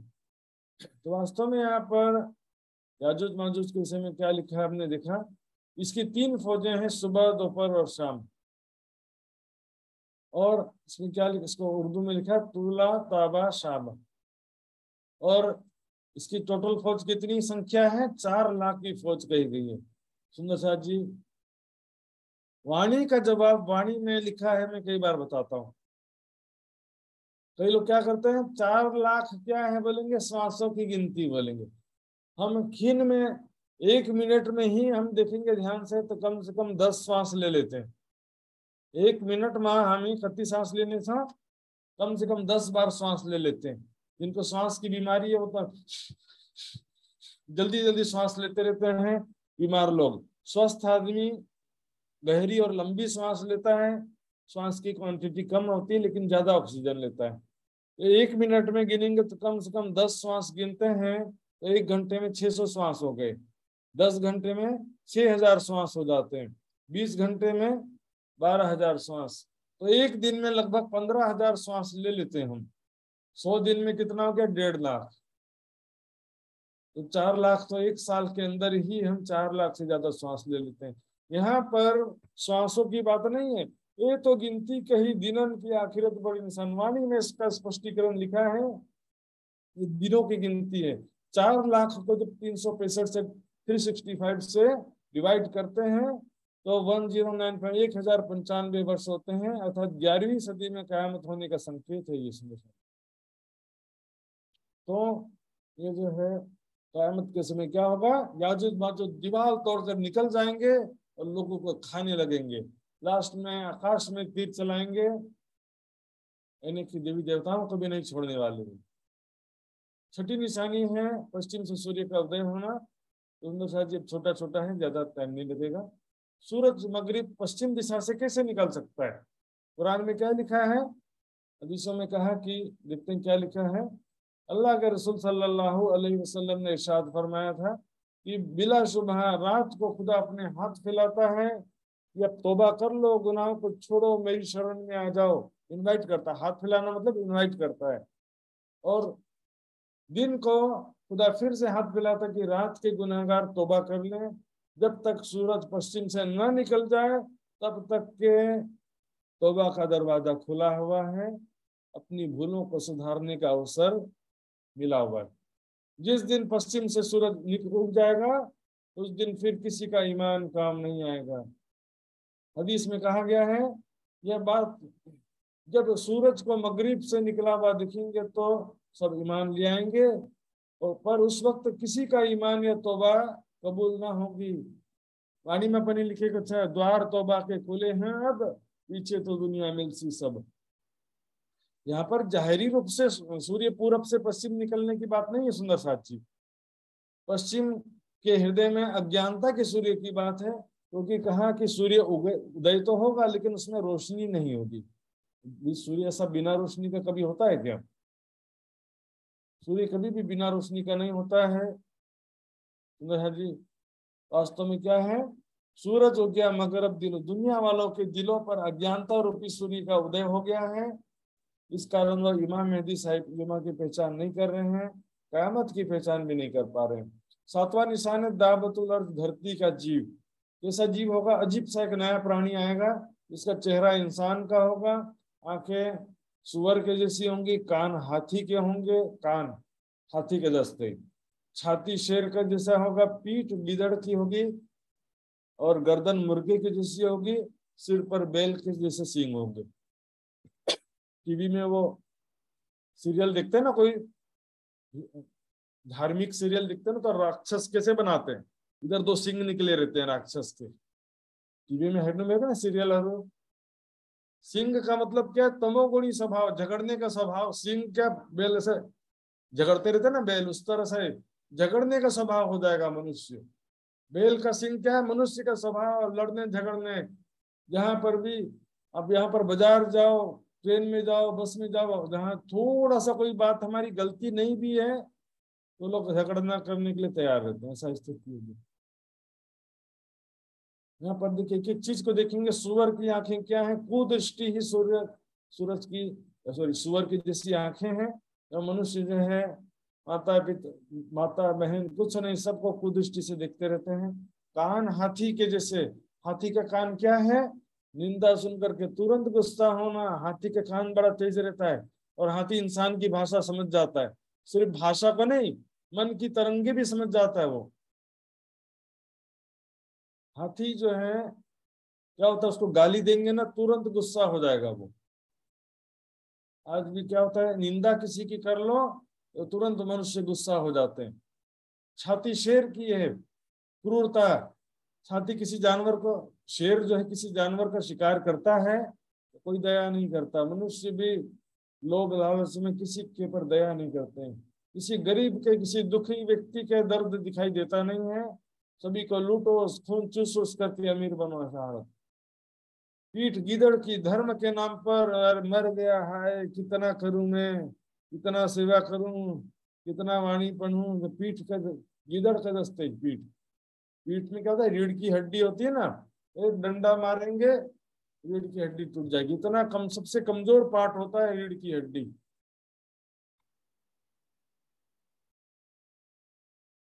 और उसके सिर में बैल के सींग होंगे। क्या करें? कहिया मुंह आदमी बिना ईमान, बिना ईमान का आदमी है जी। कुरान में लिखा है जमीन से एक चलने वाला निकल खड़ा करेंगे, यानी कि धरती का जीव खड़ा होगा। वास्तव में मनुष्य के अंदर पशु के गुण आ जाना ही दाबतुल अर्ज का आना है। जानवर तो ये है नहीं, लिखी हैवानी तबियत, ये जानवर नहीं है, हैवानी तबियत। हैवान बोलते हैं जानवर। जानवर का स्वभाव जो है मनुष्य के अंदर आ जाने को ही कहते हैं दाबतुल अर्ज का आना। इसके साथ ही एक और बात लिखी है, देखिए, दाबतुल अर्ज के दोनों हाथों में दो चीजें होंगी। एक हाथ में मूसा की छड़ी होगी, मूसा की छड़ी, और दूसरे हाथ में सुलेमान की अंगूठी होगी, सुलेमान की मुहर होगी। तो देखिए इसमें क्या लिखा है, मूसा की छड़ी के बारे में मालूम है आपको? एकदम चमत्कारी छड़ी थी मूसा की। ये तो देखना 10 कमांड्समेंट्स मूवी है ना, उसमें मूसा पैगंबर का मूवी है। छड़ी को नीचे जमीन में रखते थे तो छड़ी क्या होता था, सांप बन जाता था। फिर सांप का पूंछ पकड़ के से उठाते थे तो वापस छड़ी बन जाती थी। ऐसा एकदम चमत्कारी छड़ी थी सुंदर सा जी। इतना ही नहीं, उस छड़ी के सहायता से बहुत मिरेकल्स किया उन्होंने। एक बार पूरा नदी का पानी लाल लाल हो गया उस छड़ी के सहायता से। फिर एक बार लाल समुद्र का पानी दो तरफ खसक गया पूरा का पूरा, बीच में से उनके लोग पूरे निकल गए। वो चमत्कारी छड़ी होगी दाबतुल अर्ज के एक हाथ में, दूसरे हाथ में बादशाह सुलेमान की अंगूठी होगी। तो क्या करेगा वो, जिसके चेहरे पर डंडे से माथे पर लकीर खींच देगा, उसका चेहरा नूरानी हो जाएगा, रोबदार हो जाएगा। और जिसकी अंगूठी लगा देगा, जिसके चेहरे पर मुहर लगा देगा, उसका चेहरा काला हो जाएगा। तो मैंने बताया था ना सुंदर जी, राज जी की शक्ति से क्या होगा, सबके दिल के भाव चेहरे पर आ जाएंगे। जिसने अच्छे कर्म किए होंगे उसका चेहरा खिला हुआ रहेगा, जिसने राज्य को भूलकर जो माया में डूबा हुआ था उसके चेहरे पे शर्मिंदगी रहेगी सुंदर सा जी, और कुछ नहीं होगा। यहाँ पर हमने देखा जो शादी का दे न छिपने या जीते हर, दिल के भाव को कोई छिपा नहीं पाएगा। मैं कोशिश करूंगा नहीं, मैं गलतियों के चेहरे पर शर्मिंदगी का भाव नहीं आना चाहिए, कोई रोक ही नहीं पाएगा। चेहरा उसका दिल का भाव चेहरे पर आ जाएगा। अभी तो हम रोक सकते हैं लेकिन उस दिन कोई रोक नहीं पाएगा। 8वीं निशानी सुंदर साहब जी ये एक्स्ट्रा है, 7 बड़ी निशानियों के अतिरिक्त है। 8वीं निशानी धुआं का निशान। वाणी में लिखा सोई सूरत धुआं दज्जाल, अर्थात क्या लिखा है कि उस समय पूरा धरती में धुआं ही धुआं भर जाएगा और उसमें क्या होगा, ईमान वालों को सर जुकाम के जैसे मात्र तकलीफ होगी, जबकि काफिरों को क्या होगा, काफिर तो बेहोश हो जाएंगे। ये माया का धुआं है, माया के प्रभाव से दुनिया वाले बेहोश हो गए, माया में डूब गए। ब्रह्म आत्माएं थोड़ा थोड़ा सर्दी जुकाम के जैसे थोड़ा सा आकर्षित होंगी माया में, ज्यादा आकर्षित नहीं होंगी। 9वीं निशानी देखेंगे पुल सिरात, पानी में छुपाई आती है ना, पुल सिरात कहीं खांडे की दार, गिरे कटे नहीं पावे पर। पुल सिरात खांडे की तलवार के जैसा तेज कहा गया है। एक दोजक के ऊपर एक पुल बनाया जाएगा, इस पुल को जो पार करेगा तो जन्नत में पहुंच जाएगा, लेकिन पुल से जो गिरेगा तो नीचे क्या है, दोजक है। उसने राजी नीचे दोजक में गिर जाएगा। तो इतना आसान नहीं है पुल को पार करना, पैदल पार नहीं कर सकता, गिरे कटे नहीं पावे पार। वो क्या कि नीचे फिसलने वाली जगह है, तलवार के धार जैसी नुकीली जगह है, और उसमें पकड़ के गिराने वाले भी जीव जंतु भी उसमें। तो क्या कि इसमें वो मोमिन जो होंगे बिजली की तरह, हवा की तरह पार कर लेंगे, परिंदे की तरह पार कर लेंगे, है ना। एक इश्क दूजा ईमान, ए पंख मोमिन बाजू दो, पट खोल पहुंचावे लदुन्नी, तीनों में गुनी पे ना। तो बिजली की तरह या पक्षी की तरह पार करेंगे, ईश्वरीय सृष्टि घोड़ों की तरह पार कर लेंगे। घोड़ों की तरह लंबा लंबा छलांग लगा करके, कटकटा कर, चिलचिला करके वो भी पार हो जाएंगे। लेकिन जीव सृष्टि क्या करेगी, कर्म मार्ग करेगी। तो कर्म कांड ही पुल से रहते सुंदर सा जी, कर्म कांड से भव सागर को पार नहीं किया जा सकता। दोजक क्या, भव सागर समझो। तो भव सागर को पार करना है तो पैदल चल के बाई बॉडी कर्म से इसको पार नहीं किया जा सकता, शारीरिक कर्मों के द्वारा पार नहीं किया जा सकता। कर्म का फल पुण्य होता है, सत्कर्म का फल क्या है, पुण्य है, मोक्ष नहीं होता है। पुण्य से सांसारिक सुख मिल सकते हैं, मोक्ष नहीं मिल सकता है। इनका वही सूरत में कही पुल सरात, कौन गिरो चली बिजली की न्यात, कौन इक्सी घोड़े जो प्यार, कौन कटी पुल सरात की धार। तो पुल सरात में कटने वाली जीव सृष्टि, घोड़े के जैसे पार करने वाली ईश्वर सृष्टि, बिजली की जैसे चलने वाली ब्रह्म सृष्टि। सुंदर सा जी इस प्रकार ये पुल सरात का एक और बात लिखा है कि उस समय सबको नूर तकसीम किया जाएगा, नूर यानी प्रकाश प्रदान किया जाएगा। तो जो जिसने अच्छे कर्म किया होगा उसको उतना ज्यादा नूर प्रकाश प्रदान किया जाएगा। प्रकाश का मतलब क्या, नूर का मतलब ब्रह्म ज्ञान। यहाँ पर ब्रह्म ज्ञान प्रदान किया जा रहा है, ब्रह्म ज्ञान के द्वारा वो भव सागर को या पुल सिरात को पार करेंगे जी। लेकिन जिनके पास वो नहीं होगा तो क्या होगा, कुछ लोग मुनाफिक लोग मोमिनों के पीछे पीछे चलने लगेंगे कि हम भी आपके साथ चलो रोशनी में, हम भी भव से पार हो जाएं। लेकिन वास्तव में क्या होगा कि मोमिन तेजी से आगे बढ़ जाएंगे, मुनाफिक पीछे रह जाएंगे। कह देंगे कि माँ कि यहाँ पर अपना ही नूर काम देता है, दूसरे का नूर काम नहीं आता है। इमरजेंसी में आप कहाँ किसी से सुनने जाओगे, दूसरों को यहाँ पर अपना ही जो है, हमको जिंदगी भर सुनते रहने से काम नहीं चलेगा। सुंदर साहब जी, आफू लाई ब्रह्म ज्ञान प्राप्त करने पर से राम डरी बुझनु पर से वाणी लाई, दूसरे का नूर यहाँ काम नहीं देता। मतलब मैं हमेशा चर्चा सुनते ही रहने से काम नहीं होगा, आपको योग्य बनना पड़ेगा। फिर एक निशानी है, शाम देश से कुमदा हवा चलेगी। जो कोई भी मोमिन या मुस्लिम होगा उसके बाजू से लगेगी और उसके हृदय में दर्द उत्पन्न होगा, उसके रूह कब्ज कर लेगी। आखिरत के समय क्या होगा, कयामत के ठीक पहले शाम देश से एक उम्दा हवा चलेगी। शाम देश बोलते हैं सीरिया को। तो वहां पर क्या है, इश्क रूपी हवा चलेगी, इश्क से मोमिनों के हृदय में विरह उत्पन्न होगा और उनके शरीर देह छूट जाएंगे, परम धाम में पहुंच जाएंगे। यदि तुम कोई पहाड़ के अंदर गुफा में छिपे हुए हो, साथ लोहे की दीवार के अंदर हो, तो भी वह हवा वहां भी अवश्य पहुंचेगी। जो कोई भी ब्रह्म सृष्टि जहां भी होगा उसके हृदय में दर्द उत्पन्न होगा। सुंदर साथ जी, कयामत सबसे बड़ी बुरी मुखलुक पर ही कायम होगी ने, सबसे बुरे लोगों पर ही कयामत होगी, उनको ही प्रलय का दुख सहन करना पड़ेगा, पश्चाताप की अग्नि में जलना पड़ेगा। सुंदर साथ जी, इस प्रकार से 7 निशानियां यहाँ पर चिट्ठी में लिखते हैं। राह सरातल मुस्तकीम जो रसूले करी थी सरत, सो सबे आए मिले फरदा रोज कयामत। फरदा रोज मतलब कल के दिन होने वाली कयामत। कुरान में लिखा है कि कयामत का वादा कब पूरा होगा, उनसे कह दो एक दिन का वादा है, कल के दिन का वादा है। क्या कहते हैं, डरते रहो उसने कल के लिए क्या भेजा है। तो एक दिन कब होता है, जब एक दिन और एक रात व्यतीत होगा तब तो कल आएगा ना। तो एक दिन कितना है, कुरान में लिखा है परवरदिगार के नजदीक एक दिन तुम्हारे हिसाब के मुताबिक 1000 वर्ष के बराबर है, और एक रात जो 1000 महीने से बेहतर सूरह कद्र में लिखा ही है। तो दोनों मिला दे तो 1000 वर्ष और 1000 महीने मिला करके 11वीं सदी में कयामत का संकेत लिखा हुआ। सुंदर समझे, तो चिट्ठी में लिखते हैं जो 5 रुक्का तैयार करते हैं औरंगजेब के 5 दरबारियों के लिए, खास जो शेख इस्लाम जो सबसे बड़ा काजी था, शेख निजाम जो कि उनका गुरु है, आकिल खान जो कि बहुत बड़ा विद्वान है, तालीम देता सबको, रिजवी खान जो दीवान है, और 5वां जो है सिद्दीक फौलाद जो औरंगजेब का कोतवाल है। सुलेमान को नहीं दिया क्योंकि सुलेमान बोले काम का नहीं, बेकार, इसके बाद इतना चक्कर लगाए फिर भी नहीं किया।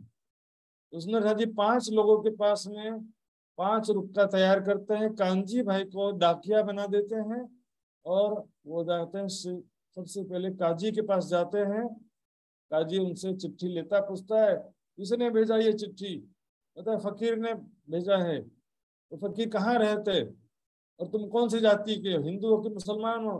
कहता भाई काजी साहब मैं तो डाकिया हूँ, डाकिया मेरा काम है चिट्ठी पहुंचाना, हम कासिद पिटार तू, ये चिट्ठी मैंने नहीं लिखा है, मैं तो बस चिट्ठी पहुंचाने वाला हूँ मात्र। वो फकीर एक पहाड़ में फकीर रहता है, पहाड़ से भेजा फकीर ने तुम्हें पहुंचाने पे काम, उसने भेजा है, कृपया इसका जवाब लिख कर दे दीजिए, क्योंकि इसका जवाब नहीं लिख के दोगे तो फकीर मुझे मेहनत के पैसे नहीं देगा। तो क्या करते हैं फिर, बोलता और किसके नाम से चिट्ठी, कि मेरे अकेले के लिए है, नहीं 5 लोगों के लिए चिट्ठी है। कहता जाओ पहले बाकी सबसे जवाब ले आओ, फिर मुझसे लास्ट में जवाब लेना। काजी वहां से चलते हैं, शेख निजाम के घर जाते हैं, शेख निजाम से भी मुलाकात करते हैं। शेख निजाम कहता है तुमको किसने भेजी है लिख के दौर कयामत, तुमको किसने भेजा कयामत की बातें लिख करके। कहता कि पहाड़ के किनार पर एक फकीर है, उसका नाम है सैयद मोहम्मद इब्ने इस्लाम, इस्लाम के फॉलोवर, इब्ने मतलब इस्लाम के अनुयायी हैं वो, सैयद मोहम्मद उसका नाम है। तो पहाड़ के एकांत में, पहाड़ के एक तीर यानी किनार पर एकांत में बैठे हैं। तो फिर वही बात करते हैं कि और किसी के नाम से चिट्ठी है क्या, हाँ और भी किसी के नाम से है, उन्होंने नाम भी सारा बता दिया। तो कहते हैं ठीक है जाओ उनसे, उनको चिट्ठी दो, उनसे जवाब लेकर के आओ तो मैं जवाब दूंगा। इस प्रकार फिर आकिल खान के घर पर भी जाते हैं। आकिल खान चिट्ठी देखता है तो ना इसमें तो मेरा नाम नहीं लिखा है, चिट्ठी पढ़ लिया उसके बाद बोलता मेरा नाम नहीं लिखा है, क्योंकि बोले झमेले में कौन पढ़े, कयामत आई है कि नहीं आई है, इमाम मेहदी आए हैं कि नहीं आए, सब झमेले में नहीं पढ़ना। इसलिए क्या किया उसने, बहाना करने लगा मेरा नाम तो नहीं लिखा है इसमें, मैं क्यों लूं चिट्ठी करके, है ना। वास्ते बहुत पढ़े कि मोहर लिखी कानून, ज्यादा तालीम प्राप्त करके अहंकार ज्यादा हो जाता है, चतुराई ज्यादा आ जाती है। चतुराई क्या है, तर्क करो, वितर्क करो, कुतर्क करो, लेकिन कभी अपनी हार मत मानो, ये है चतुराई। वास्ते बहुत पढ़े कि मोहर लिखी कानून, कानों पर मुहर लगा हुआ, उनके दिल पर, आंखों पर, कानों पर मुहर कुरान में लिखा है। उसमें हजी फिर रिजवी खान के पास में जाते हैं, रिजवी खान चिट्ठी ले लेते हैं, लेकिन वो भी वही बात कहते हैं कि बाकी लोगों को चिट्ठी पहुंचाओ फिर मेरे पास आना। फिर सिद्दीक फौलाद के पास जाते हैं। सिद्दीक फौलाद में भी चिट्ठी लिया तो सही कम से कम, आगे पहुंचाए कि आओ तुम, हम भी जवाब देंगे, बाकी सबसे जवाब ले लो, फिर मैं भी जवाब दूंगा। इस प्रकार किसी ने जवाब नहीं दिया। अब प्राणनाथ जी के पास वापस आते हैं सुंदर साथ जी, कानजी भाई और सुंदर साथ उनके पीछे थोड़े से खड़े थे, कुछ सुंदर साथ सुरक्षा की दृष्टि से। तो सब मिलकर के तेजी से शीघ्रता पूर्वक श्री प्राणनाथ जी के पास आते हैं, सारा बात बताते हैं कि किस प्रकार हमने चिट्ठी पहुंचा दिया है, पहला टास्क पूरा हो गया। अब अगले दिन फिर से कानजी भाई सबके घर पे चक्कर लगाता है, एक डारे दूसरे पर जवाब न दिए कि सभी कहते हैं जाओ पहले दूसरे से जवाब ले आओ, लास्ट में हम जवाब देंगे। किसी ने भी जवाब नहीं दिया। 15 दिन चक्कर लगाते लगाते जब हो गए तो कानजी भाई शेख निजाम क्या गए गिड़गिड़ाते, निजाम साहब मेरे इस पत्र का जवाब मुझे दे दीजिए, फकीर मेरे मेहनत के पैसे नहीं दे रहा है।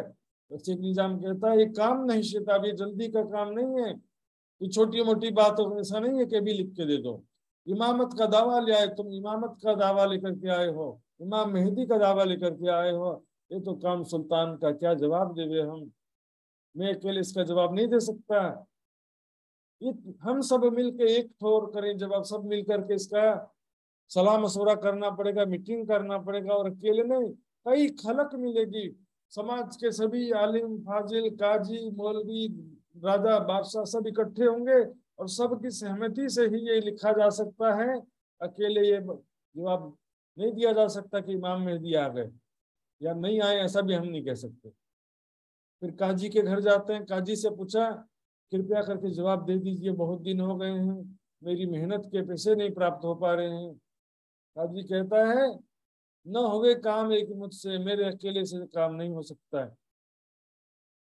चिंता कर करके क्या जवाब लिखूं, सोच सोच के मैं थक गया, टेंशन हो गया, परेशान हो गया। मैं पढ़त पढ़त आजिज बया, पढ़ते पढ़ते मैं दुखी हो गया, तब दारा कागज को वहां रख दिया। मैं इसका जवाब मैं अकेले नहीं लिख सकता, सब 500 मिलेंगे तब इसका जवाब लिख सकते हैं। देखिए सुंदर साथ खास बात क्या था, ये गलत है ऐसा भी नहीं लिख पा रहे हैं, ये झूठी बात है इमाम मेहदी नहीं आए हैं ऐसा भी नहीं लिख पा रहे हैं, और आए हैं ऐसा भी नहीं लिख पा रहे हैं। तब सिद्दीक फौलाद के घर जाते हैं, उनसे भी कहते हैं कि मुझे फकीर ना दे दे मेहनत, कृपया करके मेरे इस पत्र का मुझे जवाब दीजिए। तो सिद्दीक कहता है कि मैं क्या जानूं कुरान की, ये तो काजी मुल्ला का काम है, कयामत आया है कि नहीं आया है, इमाम मेहदी की क्या पहचान है, ये तो काजी मौलवियों का काम है ना, तो मेरा थोड़ी काम है, मैं तो कोतवाल हूँ।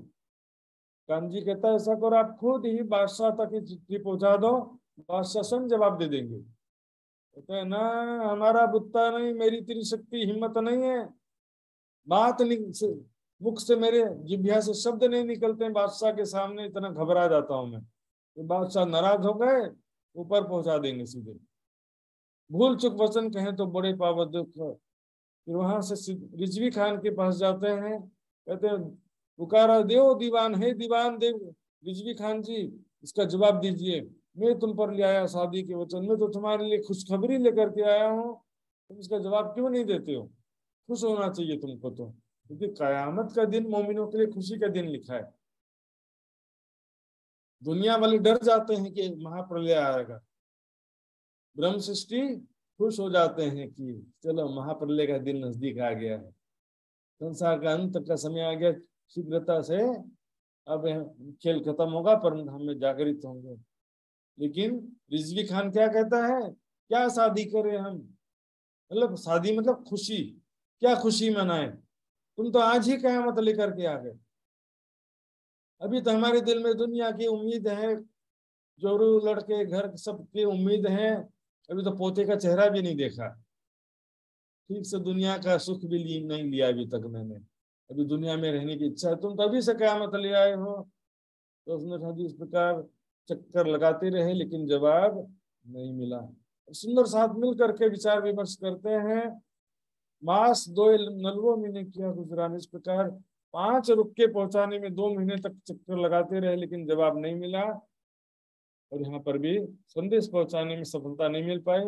फिर बैठे परियान को जाए, दूर बैठे सिराज, प्राणनाथ जी को एक सुरक्षित जगह में रखे हुए थे, और प्राणनाथ जी से दूर मतलब वहां पर एक अलग से सुंदर साथ बैठकर आपस में मसलहत कर रहे थे, चर्चा विचार विमर्श कर रहे थे। उनमें कई सुंदर साथ दिल्ली के थे और कई मुहाजिर थे। मुहाजिर यानी सूरत से आए हुए सुंदर साथ थे, जो सूरत से प्राणनाथ जी के साथ चल पड़े थे, उनको मुहाजिर कहा जाता है। एक बगीचे में बैठ के मसलहत कर रहे थे आपस में। सुंदर साथ जी श्री देवचंद जी को हमारे लिए ही धामधनी ने बेचा, श्यामा जी को, और मोहम्मद साहब भी हमारे लिए लेकर कुरान लेकर के आए। मोहम्मद साहब आए लेकर हक कलाम, सो लियाए तुम्हारे वास्ते, हमारे लिए ही कुरान लेकर के आए हैं। एक कलाम तुम बिना और कहूँ ना खुलत, कुरान के रहस्य हमारे बिना अन्य किसी को समझ में आते नहीं है। तो पैगाम को पहुंचाते क्या करे तुम, पैगाम पहुंचाने में क्या करेगा। औरंगजेब हो चाहे मुसलमान, हमारा क्या कर लेंगे। जो कभी भेष बदले तो डर नहीं, हम वेशभूषा बदल के जाना पड़ेगा तो हम मुस्लिम वेशभूषा भी पहन के जाने के लिए तैयार हैं। मुस्लिम फकीर जैसी वेशभूषा पहन लेंगे। और यदि मार डालेंगी तो हमें मरने का नहीं डर, मरने का भी हमको कोई डर नहीं है। हम जागे अपने धाम में, हमको नहीं, लेकिन अपने धाम में हम जागृत हो जाएंगे, हमको किसी प्रकार की कोई चिंता नहीं है। तो सब सुंदर साथ मिलकर यही डिसाइड करते हैं। इसी राज जी के हुक्म से यहाँ पर इतने दिन से हम दिल्ली में प्रयास कर रहे हैं, कुरान की बात चर्चा कर रहे हैं, पैगाम पहुंचाने का प्रयास कर रहे हैं, लेकिन राज्य की मेहर से हम सुरक्षित बैठे हुए हैं। राज्य की मेहर से ही हम इतने दिन से सुरक्षित बैठे हैं, और ये निश्चित है कि राज्य कभी भी हमारा बुरा नहीं होने देंगे, किसी प्रकार का कष्ट नहीं आने देंगे। और सकुमार की आत्म से तो हमारा आत्मिक संबंध भी है, तो सकुमार भी हमको कभी हमारे ऊपर अत्याचार नहीं कर सकती, क्योंकि परम धाम का अंकुर है, संबंध है। इसलिए इकट्ठे वतन में परम धाम में हम एक साथ बैठे हैं, इस वास्ते पैगाम पहुंचाने का निश्चय करते हैं। सुंदर साथ जी शाम के समय सब मिल करके जामा मस्जिद की सीढ़ियों पर आते हैं और सुनंद की वाणी का गायन करने लगते हैं। जोश भरे ना देखी दुश्मन खलक जोश में परिपूर्ण है। सामने बड़े बड़े दाढ़ी वाले से मुसलमान आ रहे हैं, जा रहे हैं, नहीं देख रहे हैं कि क्या करते हैं, हमको कोई मार ना दे, कोई हमसे झगड़ा ना करे, कोई चिंता नहीं है। नित्य प्रति वहां जाकर के वाणी का गायन करते हैं। इस प्रकार जी यहाँ पर मुसलमानों को कोई फर्क नहीं पड़ा, मुसलमानों ने कोई अत्याचार भी नहीं किया यहाँ पर, मतलब गुस्सा भी नहीं हुए, लेकिन किसी ने इंटरेस्ट भी नहीं लिया, कोई विशेष ध्यान नहीं दिया उन्होंने। तब नंदलाल घड़ियालची, नंदलाल वहां पर पानी भरने का काम करते थे, वो जागृत होते, परिवार समेत श्री प्राणनाथ जी पर ईमान लेते। उसी जामा मस्जिद में नंदलाल नाम के हिंदू भाई थे, का काम क्या था, घड़ियालची। घड़ियालची का मतलब क्या होता है, घड़ियाल, घड़ा। घड़ा में बड़े बड़े मटके में पानी भरने का सेवा था उनका, क्योंकि मुसलमान भाई नमाज पढ़ने से पहले वुजू करते ना, पानी से हाथ धोते हैं, फिर चेहरा वेहरा कान वान साफ करते ना, उसके लिए पानी चाहिए होता। तो पानी भरने की सेवा नौकरी पर ये रहते थे नंदलाल जी। घड़ियालची का मतलब घंटा बजाने के, मस्जिद में थोड़ी कोई घंटी होता है सुंदर साथ जी, घंटा क्या मस्जिद में घंटा बजाते हैं। घड़ियालची पानी भरने की बात है सुंदर साथ जी, इसीलिए गुसल खाने में भी रुक्का चिपकाते हैं। नंदलाल का भाई राजा राम, उनका बेटा शिवराम भी प्राणनाथ जी के शरणों में आते हैं। तो दोनों भाइयों ने मिलकर के प्राणनाथ जी से कहा, यही प्राणनाथ जी आप संदेश पहुंचाना चाहते हैं, तो एक तरीका ये है कि आप हमको बड़ा सा इश्तिहार लिख के दो, उसमें रुक्का लिख करके दो, उसमें जो भी आप बताना चाहते हो लिख दो, और उसको क्या करेंगे, हम रात में चुपके से गुसल खाने में चिपका देंगे। गुसल खाना है ना बाथरूम, जहाँ पर वुजू करते हैं ना, हाथ वाथ पैर धोते हैं, तो वहां पर, क्योंकि बाथरूम में पानी भरने का सेवा ही है नंदराम का, तो वहां जब पानी भरेंगे रात में वहां चिपका देंगे। तो क्या होगा सबको, क्योंकि मुसलमान जो भी है वुजू किए बिना नमाज पढ़ते ही नहीं है, तो क्या जो भी वुजू करने आएगा सबको ये संदेश पहुंच जाएगा। तो रुके में लिखते हैं, जो कोई मुसलमान, जो कोई सच्चा मुसलमान है, तिनको खबर करो तो तुम जाइयो ईमान उसको में, ये संदेश उसके लिए है, उसको सूचित किया जा रहा है, वो ईमान ले आए। ये रूह अल्लाह दोबारा आएंगे जो लिखा था वो अपने मर्द मोमिनों के साथ अर्श से उतर चुके हैं, उनके साथ साथ में रसूल साहब भी अपने वादे के अनुसार प्रकट हो चुके हैं। बताया था ना, मोहम्मद साहब के दोबारा आने का भी वर्णन है कुरान में। क्या लिखा, पहले कब्र से मैं उठूं मेरे भाइयों की खातिर, जो काम करता हूं अव्वल त्यों काम करूंगा उठाखिर। तो मोहम्मद साहब भी दोबारा आ चुके हैं।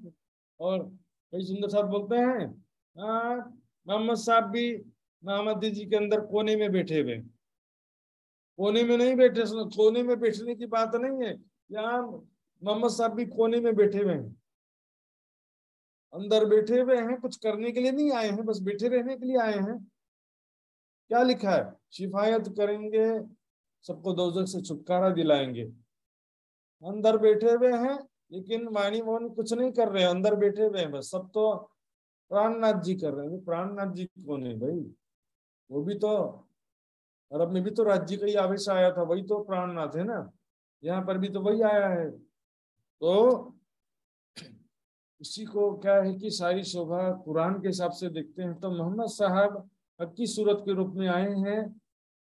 वो तो कोने में बैठे हैं, ये दूसरा मोहम्मद, तीसरा मोहम्मद, दूसरा ईसा, सेकंड क्राइस्ट। उनका हिंदूवादी विचारधारा के कारण जो है गलत ज्ञान प्रचारित किया जाता है।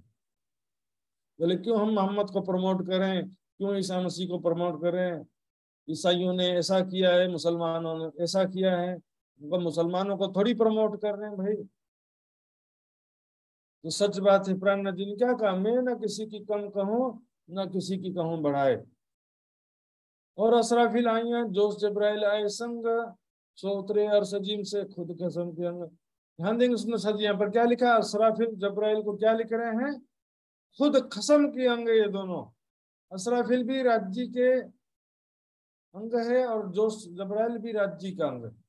बताओ हम क्या कहते हैं, अक्षर की आत्म, अक्षर के आत्म कह देते हैं। क्योंकि मैंने कल दिखाया भी था आपको, शब्दकोश में स्पष्ट रूप से परमात्मा का आवेश लिखा हुआ शब्द, जिब्रील का अर्थ क्या लिखा है शब्दकोश में, परमात्मा का आवेश लिखा हुआ था। कल का वीडियो देखिएगा। तो यहाँ पर वास्तव में क्या देखिए, कुरान वाणी में जो लिखा है, 5 फरिश्ते नूर से खड़े मिनी हुक्म। 5 फरिश्ते कौन, ब्रह्मा विष्णु महेश, तो क्या लिखा, मिकाइल अजाजिल अजराइल और जब्राइल और असराफिल। 5 फरिश्ते नूर से, किसके नूर से हैं, खुदा के नूर से, खुदा के नूर से उत्पन्न हुए हैं। भाई कहाँ, त्रिदेवा ब्रह्मा विष्णु में 14 लोक के अंतर्गत हैं, और असराफिल जब्राइल अखंड की शक्तियां हैं। सुंदर साहब जी वास्तव में नूर नूर में अंतर होता है, परम धाम का नूर अलग है, बेहद मंडल में भी, बेहद मंडल में भी कई अलग अलग नूर है। सुमंगला शक्ति की बात की जाती है, उसको भी नूर कह देते हैं। रासलीला अखंड है, वहां पर अलग नूर है। पहली बहिष्त में अलग नूर होता है। इस अनंत की वाणी में भी बहिष्त का जो प्रकरण है वहां पर आता है इसका वर्णन।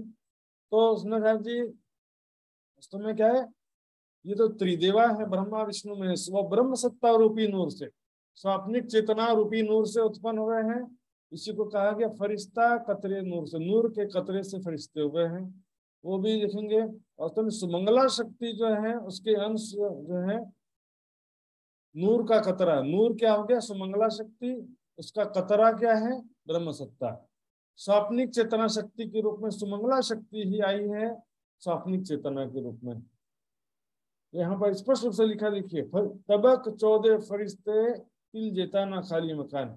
जो लोग कहते हैं कि संसार कई कण कण में कोई सत्ता नहीं है, उनके लिए चुपाई काम की है।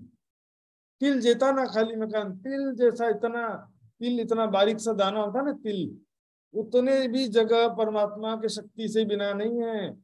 कण कण में फरिश्ता यानी कि अजाजिल फरिश्ता यानी कि ब्रह्म सत्ता स्वाप्निक चेतना कण कण में समाई हुई है। मेरी ही चित्त की चेतना मेरे स्वप्न, पूरे स्वप्न में रहता है, और मेरी चित्त की चेतना मेरे स्वाप्निक तन में, मेरे सपने में दिखने वाले सभी लोगों के अंदर मेरी ही चित्त की चेतना शक्ति होती है, और पूरा सपना भी मेरी चित्त की चेतना से चल रहा होता है। दूसरी कोई चेतना शक्ति कहाँ से आएगी? अजाजिल भूल गया नहीं, पर हक में हुक्म बुलाया जाता है। ये ब्रह्म सत्ता जो है राज्य के हुक्म के अनुसार कार्य करती है। अजाजिल भूला नहीं था, लेकिन राज्य का हुक्म ही ऐसा था। तो ब्रह्म सत्ता क्या करेगी, राज्य के हुक्म के हिसाब से तो काम करेगी ना। इसलिए कहा देखिए पीछा फेरे हुक्म, तो पीछा फेरे हुक्म जो कोई दूसरा होए, तो दूसरा अलग से नहीं है, माया कोई दूसरी शक्ति नहीं है, या अपोनेंट शक्ति नहीं है, परमात्मा के लड़ने वाली शक्ति नहीं है। परमात्मा के ही हृदय की इच्छा शक्ति, हृदय की ही एक शक्ति है माया, जो मैंने कल या परसों बताया था आपको, जहां पर न्यायिक दर्शन का मैं बता रहा था, उस समय में मैंने बताया था उसको कि ये क्या है, परब्रह्म के हृदय की एक शक्ति है माया। सुमंगला शक्ति का स्वाप्निक रूप है माया, महामाया, काल माया, स्वाप्निक चेतना, ब्रह्म सत्ता, अनेकों नाम इसके। सुंदर जी वास्तव में देखेंगे यहाँ पर क्या लिखा है, नूर नूर जोश अंग का जन, राज्य के दिल का जोश है, ये वास्तव में कोई व्यक्ति नहीं है। क्या करें, आशिक माशूक के बीच में तीसरा व्यक्ति नहीं हो सकता। खुदा आशिक है और मोहम्मद को माशूक कहा है, तो बीच में तीसरे व्यक्ति की क्या जरूरत है। बताते हैं वो कोई व्यक्ति नहीं, एक शक्ति है, नूरी जोश है, जो खुदा और मोहम्मद के बीच में आती जाती है। परमात्मा के मूल स्वरूप और यहाँ पर स्वापनिक आवेश स्वरूप जिस तन में है, उसके स्वाप्निक तन और मूल स्वरूप के बीच एक शक्ति आती जाती है। सुंदर है जी। बेहद मंडल क्या है, अक्षर का अंतस्करण है, तो राज्य का अंतस्करण कहाँ पर है, राज्य का भी तो अंतस्करण कहीं शो करना चाहिए ना। ये क्या है कि एक्चुअल में अंतस्करण होता तो अंदर ही है, अंतस्करण बाहर नहीं होता, दिल में ही होता है। स्वप्न हो तो दिल भीतर, तो राज्य का ये सपना सारा राज्य के दिल से सभी सखियों के दिल में ट्रांसमिट हो रहा है। सुंदर है जी। यह नूर जोश का जो अर्थ कई लोग क्या करते हैं, अक्षर का जोश कह देते हैं, नूरी जोश नहीं। यहाँ पर नूर जोश, नूर बुद्ध, नूर तारतम ऐसे शब्द आता है। यहाँ पर राज्य की बात चल रही, राज्य का उनका नूरी जोश है। जैसे नूर हक के अंका होवे कई थोर, नूर मेहरत, नूर बल्ली, ऐसा बहुत सारी छपाइयां आती है। तो नूर शब्द यहाँ पर नूर जोश मतलब राज्य के दिव्य जोश की बात है। अक्षर ब्रह्म तो फरामोशी में है, तो फरामोशी में उसकी सुरता आती है, आत्मा आती है, जोश कभी नहीं आ सकता जो फरामोशी में उसका।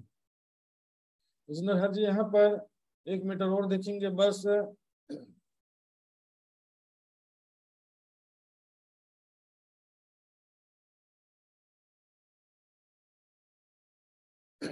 क्या लिखा है कि ये तीनों फरिश्ते नूर से हुए पैदा, तीनों तालब, जिन जैसा चिन्ह मोहम्मद को तीन तैसा पाया मरातब। तो 3 फरिश्ते कौन कह रहे हैं, अजाजिल, अशराफिल और जबराइल। उधर 5 फरिश्ते नूर से कहा, यहाँ पर 3 फरिश्ते कह रहे हैं। तो अजाजिल जो है वो भी सुमंगला शक्ति के ही स्वाप्निक चेतना के रूप में है। विष्णु भगवान के अंदर भी वही चेतना है, कण कण में वही चेतना है।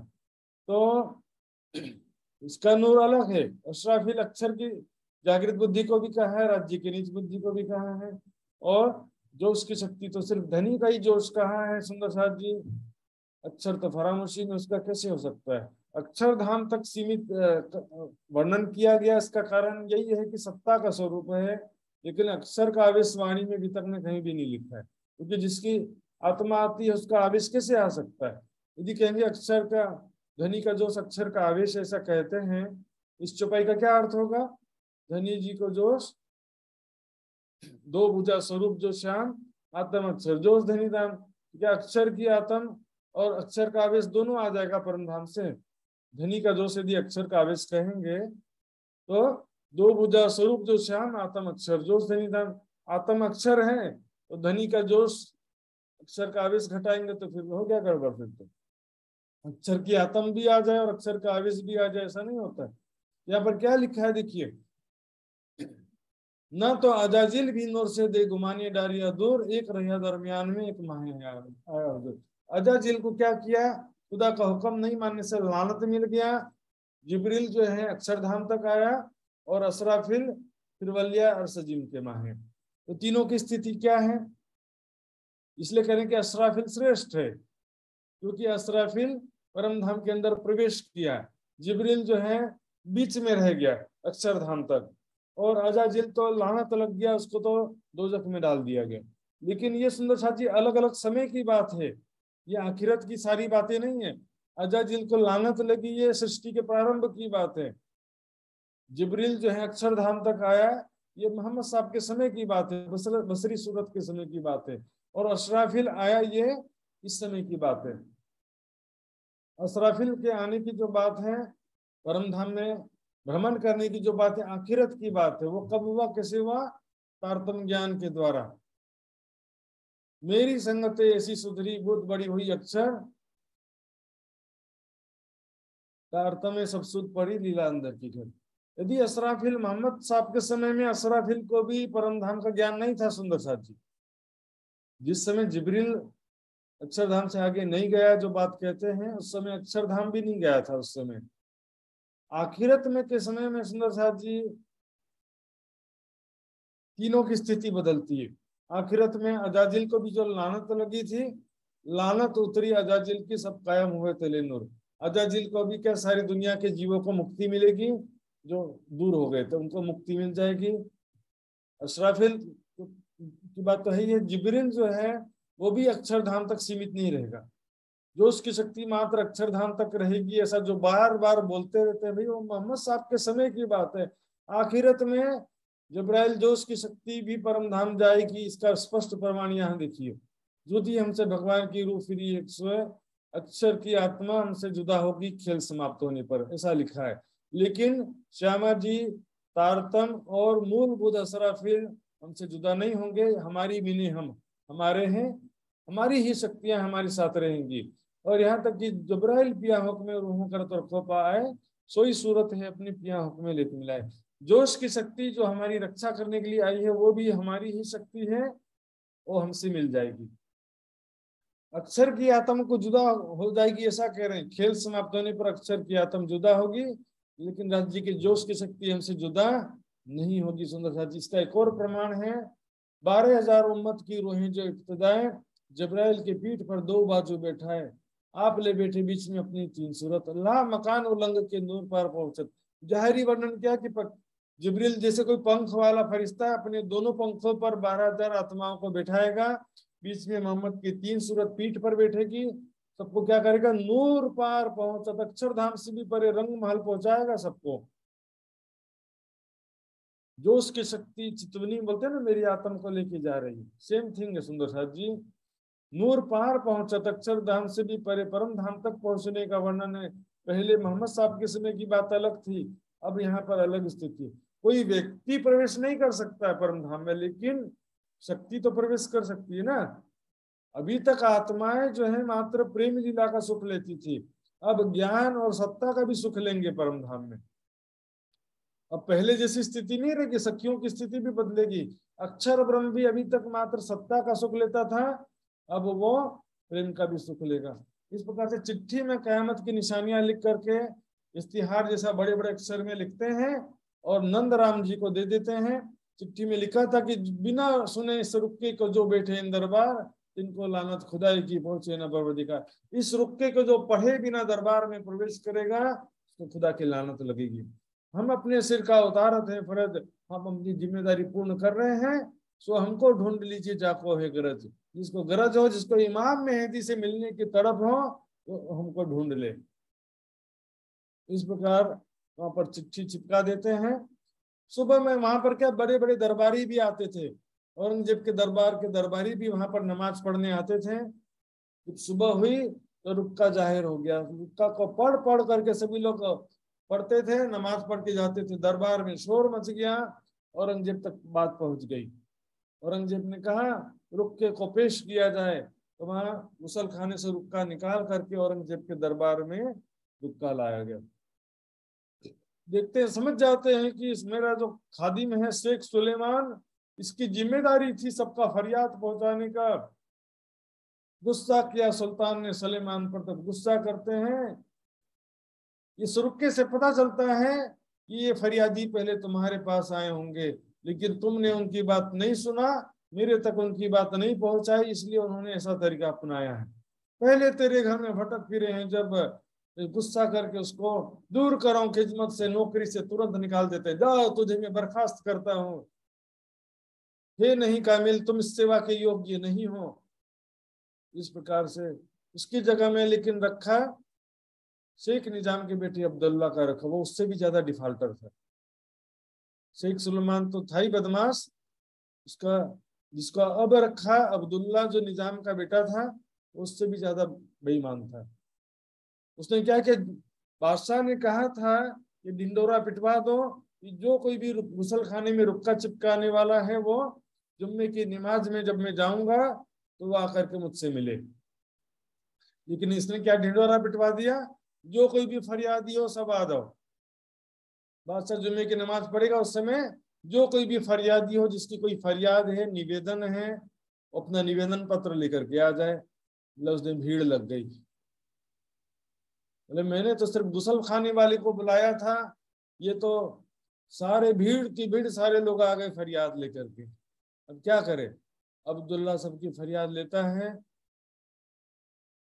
अब्दुल्ला जो नया नया अपॉइंटमेंट हुआ ना निजाम का बेटा, जैसे लाल दास और निर्मल दास अपना रुक्का देते हैं, वो समझिए बस 5-7 मिनट लगेगा, ज्यादा नहीं लगेगा, बस ध्यान देंगे, तो रुक्का को तुरंत फाड़ के जेब में डाल देता है। इनकी बात मुझे बादशाह नहीं पहुंचने देनी है, ये तो बात मोमिन की करनी है मुझे के। सुंदर साथ पुकारते रह जाते हैं, लेकिन अब्दुल्ला उनका रुक्का फाड़ के जेब में रख लेता है, बादशाह को नहीं देता है। और बादशाह कुछ देर इंतजार करते हुए फिर बादशाह भी चला जाता है। सुंदर साथ जो है पीछे दौड़ते भी हैं घोड़े के, लेकिन औरंगजेब तक नहीं पहुंच पाते हैं। औरंगजेब के पास पहुंचना बड़ा कठिन काम था, नजदीक किसी को पहुंचने नहीं देते थे, तो लाल दास वगैरह सब दूर ही रह गए, औरंगजेब से इस बार भी नहीं मिल पाए। लालदास जी ने कहा तुम ऐसा क्यों करते हो, तुमको खुदा का डर नहीं लगता है? लेकिन क्या करें, उनके दिल में, आंख में, कानों पर मुहर लिखी है। कुरान में लिखा है वही लोग हैं जिनके दिलों, कानों, आंखों पर अल्लाह ने मुहर लगा दी है। आंखों से देखते हुए भी दिखाई नहीं देता है, कानों से सुनाई नहीं देता है, और दिल में उसका विचारशीलता नहीं है, चिंतन नहीं है, ताला लगा दिया है। बोलते ना दिमाग में ताला लगा दो कई लोगों से। तुम मुर्दों को नहीं सुना सकते, ना बहरों को अपनी पुकार सुना सकते हो। जो बहरे हैं और मुर्दे के समान हैं, मुर्दे दिल हैं। ऐसे बहुत से लोग तेरी और कान लगाते हैं, तो क्या तुम बहरों को सुनाएगा, जबकि वे समझ ही नहीं रखते, कि दिल में कोई तड़प ही नहीं है, जिज्ञासा ही नहीं है, तो क्या करेंगे। तो प्राणनाथ जी को चिट्ठी लिखते सुंदर साथ कि ऐसा ऐसा हो गया, और हम पैगाम पहुंचाने कमी करी ना थी, हमने पैगाम पहुंचाने में कमी नहीं किया, लेकिन क्या करें, दज्जाल का समय है, बात हमारी ना सुने सब परे दबस दज्जाल के, हमारी बात जो है औरंगजेब तक नहीं पहुंचा पाए। पर आप ये ना समझना कि हम हार गए, हम इनको ना छोड़े ही, हम इसको ऐसे नहीं छोड़ने वाले, पैगाम पहुंचा कर ही दम लेंगे। तुम सिर पर खड़े हो, आप सब शक्तिमान परमात्मा हमारे सिर पर पल पल खड़े हो, हमारी रक्षा के लिए, मार्गदर्शन के लिए, सहायता के लिए। ये पाती लिख करके कांजी भाई को भिजवाते हैं। प्राणनाथ जी भी दूसरे जगह थे ना, वहां पर चिट्ठी भेजाए। तो प्राणनाथ जी के पास जब चिट्ठी लेकर कांजी भाई आते हैं, प्राणनाथ जी ने तुरंत चिट्ठी लिखा कि जल्दबाजी में कोई काम मत करना, आकले ना हो, जल्दबाजी में कोई काम नहीं करना, मैं आवत हूँ, मैं जल्दी से आ रहा हूँ, मिल करके बातचीत करेंगे, सलाह मशवरा करेंगे, उसके बाद ही आप लोग कोई काम करना, संदेश देने के लिए जल्दी से मत जाना। तो प्राणनाथ जी दिल्ली आते हैं दूसरे ही दिन, वहां पर सब सुंदर साथ से मसलत करते हैं, क्या करने की इच्छा है आप सबकी। सुंदर साहब जी कहते हैं, जोश से भर करके कहते हैं, धाम धनी के प्रेम से भर कर कहते हैं, हम टूक टूक हो गए इन काम, इस काम में हम अपने आप को फना कर देना चाहते हैं, हमको किसी बात की फिक्र नहीं है, किसी बात का डर नहीं है, यहाँ पर मरेंगे तो अपने धाम में जागृत होंगे, हमको किस बात की चिंता, हमको बस एक आपका हुक्म जो है हमारे लिए महत्वपूर्ण है, आप बस आदेश दीजिए, हम अपने वजूद को कुर्बान कर देना चाहते हैं। इनका जोश देख करके प्राणनाथ जी भी बहुत प्रसन्न होते हैं, ईमान विश्वास देख करके प्रसन्न होते हैं। इन्हों को देखिए आशिकों पर दीन इस्लाम। सुंदर साथ जी यहाँ पर प्राणनाथ जी अब सुरक्षित जगह में जाने वाले हैं, और सुंदर साथ जाने वाले हैं औरंगजेब के दरबार में। तो जाने से पहले सुंदर साथ ने अपने हाथों से भोजन बनाकर प्राणनाथ जी को खिलाया। इसके बाद फिर हमारा क्या होगा हमको नहीं मालूम है, लेकिन हमारी बसंती में इच्छा है कि हम आपको अपने हाथों से भोजन बना करके खिलाएं। तो उनको भोजन अपने हाथों से बनाकर खिलाते हैं। इस सुंदर साथ अपने अपने घर से तरह तरह के भोजन बना करके ले आते हैं सुंदर साथ जी।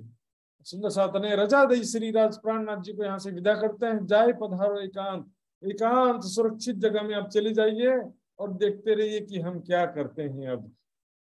तो सुंदर साथ जी 12 मोमिन अपनी जान हथेली पर लेकर किस प्रकार औरंगजेब के दरबार में प्रवेश करते हैं, ये सारा प्रसंग कल सुनेंगे। सुंदर साथ जी चौपाई दोहराते हैं। बोलो श्री प्राणनाथ प्यारे की जय। श्री महामद कहे मोमिनो, श्री महामद कहे मोमिनो, सुनियो ये वितक, सुनियो ये वितक। अब आगे तुमको कहूँ, अब आगे तुमको कहूँ, जो हुआ हुक्म हक, जो हुआ हुक्म हक, जो हुआ हुक्म हक, जो हुआ हुक्म हक। बोलो श्री प्राणनाथ प्यारी की जय, धाम के धनी की जय, सर्व सुंदर साथ की जय। प्रणाम जी।